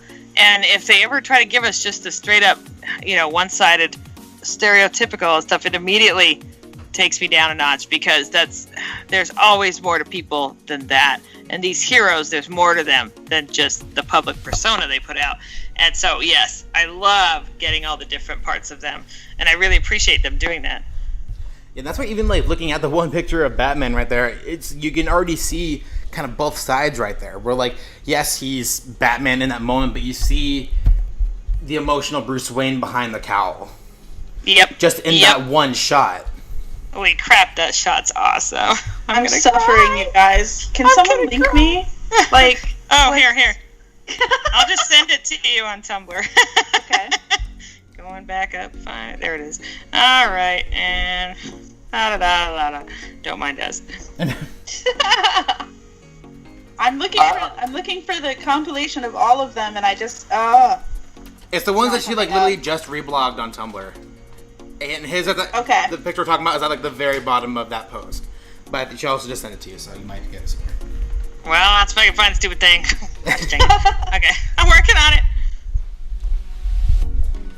The new shot of Mera looks really beautiful. That looks really nice. Yep. Like you literally get everyone except Superman in these images. Like I'm not even kidding. You get Martha, you get Lois, you get Mira, you get Silas Stone. You literally get all the supporting characters in main except Superman. And I kind of need my Superman. I admit, I was slightly sad when I picked up my posters at AT&T yesterday, and it was awesome. I got the full set, but there was no Superman, and I know. I kind of need a Superman poster to like round them out. I gotta have all of them. But at the same time, you just realize that when we will see that in the movie, it will be like literally for the very first time, like nobody have ever seen that coming. Okay, you're right, and that is wonderful. I feel like this is really good because it's kind of simulating like an actual like grief experience because they're like you need to miss Superman. Yes, and I said that, and I totally believe that. It's just that now I'm at the peak of, but I need my Superman. So this is why I will bawl like a baby in the theater when I finally see him back and alive. Because you're right, they've drawn this out to a perfect pitch of suspension, and I'm gonna die, But yes, you're right, it is good, and I like it, except that it's painful. So. And even though I love each and every single member of the Justice League, I will feel so blessed if everybody will be talking about Superman after walking out of Justice League. Like he will be the center of discussion for everybody. I sure hope so. Agreed. Especially oh my god. What? That Batman picture. See? I know.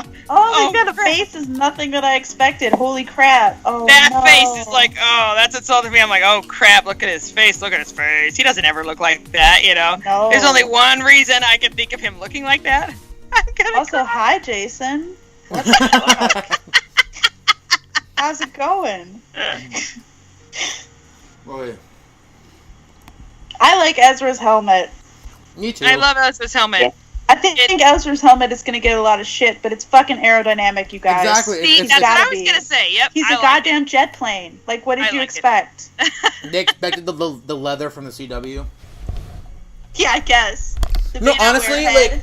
after The leather's not bad. It's just that it is kind of, I don't know, goobery, and I really like this suit. I like this me suit. too. I think this is the better of the two. Of the two, yeah.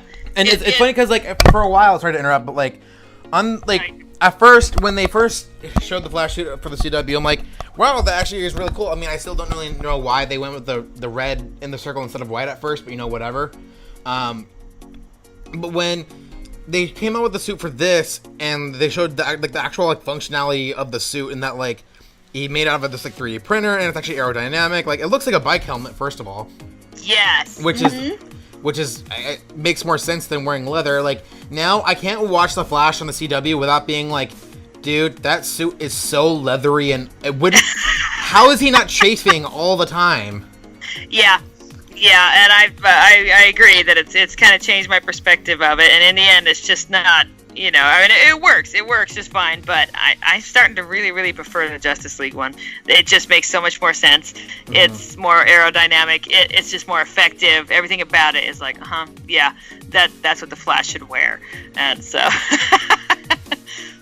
Also, if you look carefully at the shot with Lois, where she's looking at the photo, you can picture that this is an extension of the moment from the trailer when she walks up.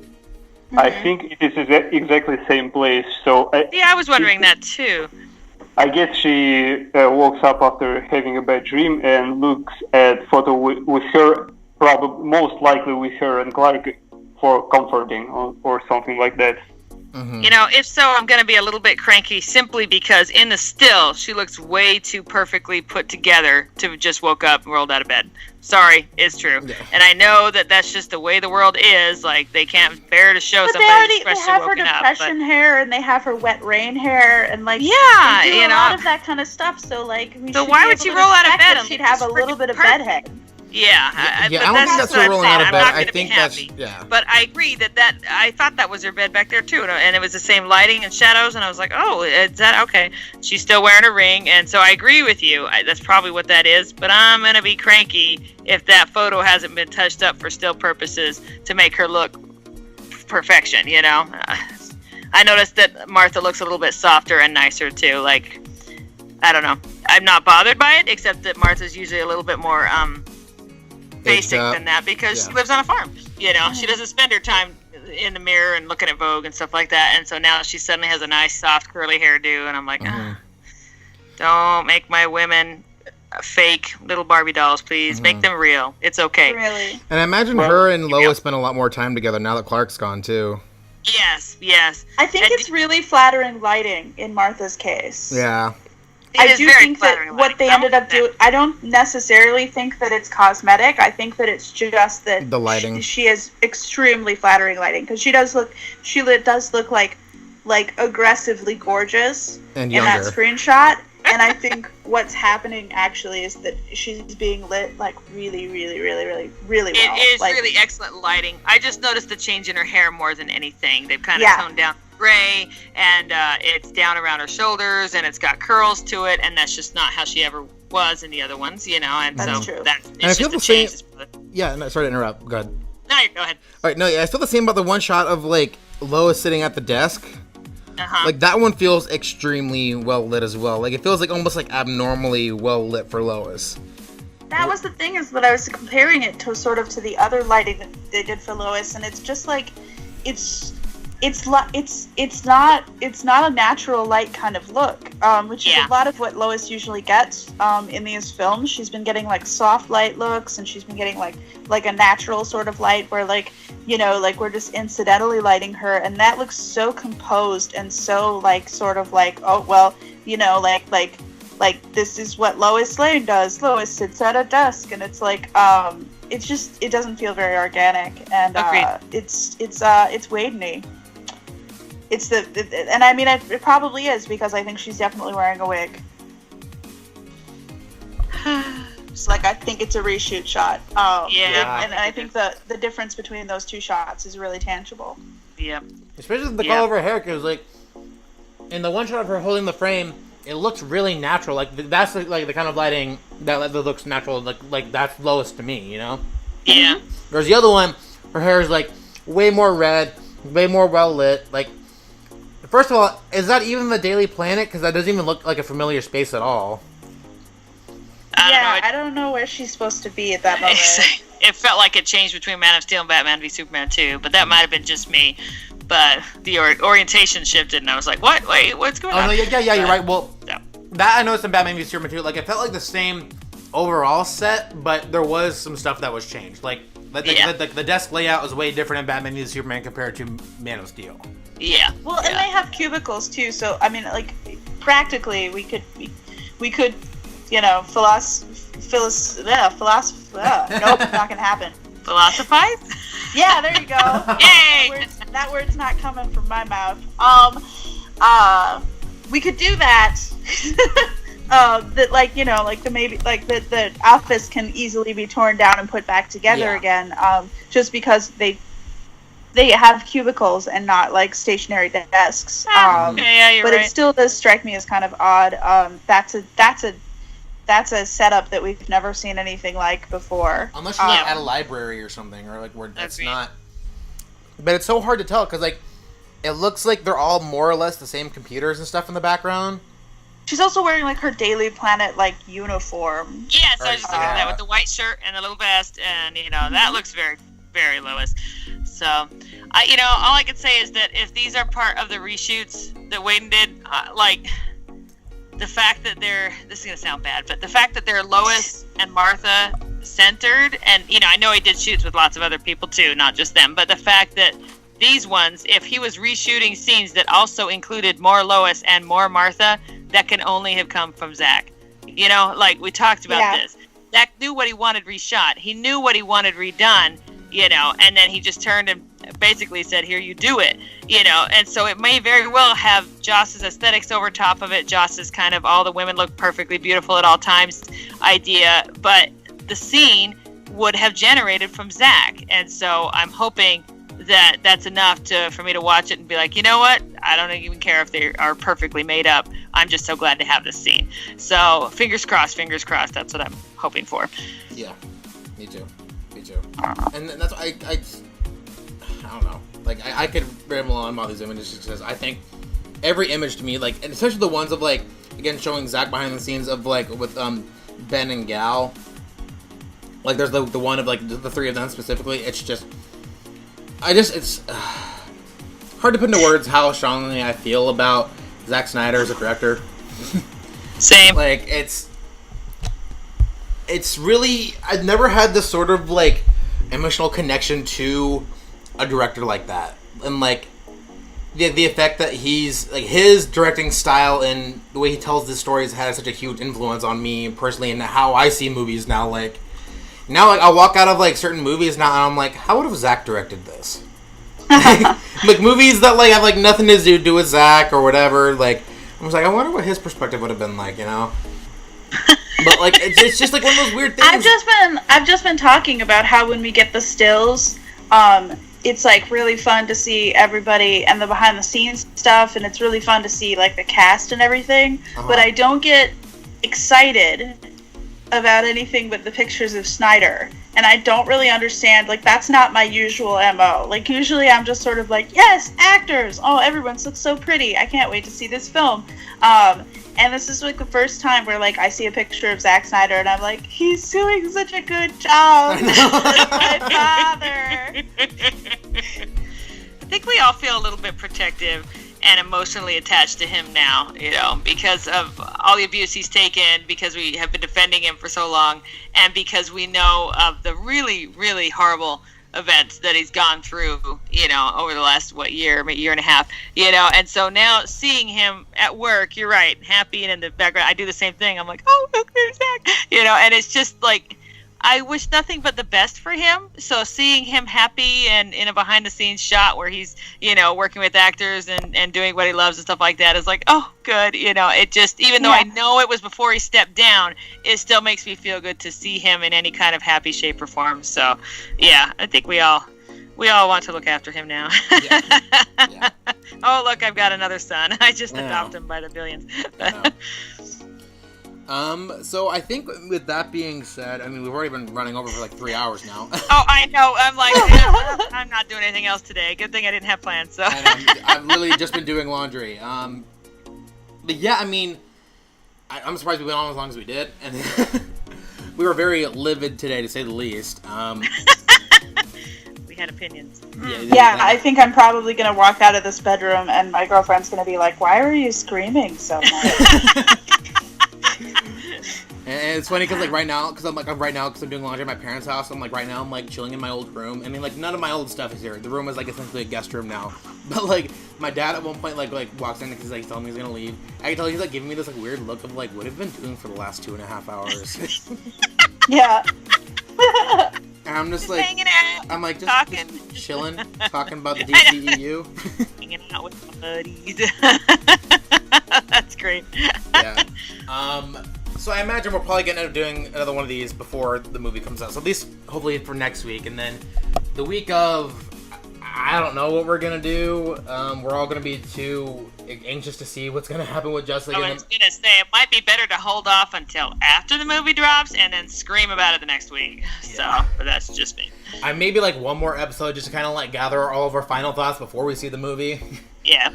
That's definitely gonna be a long one, and hopefully for that one I'm gonna try to organize it better, just that way we can get everyone as much like in the podcast together at least one last time before the movie comes out.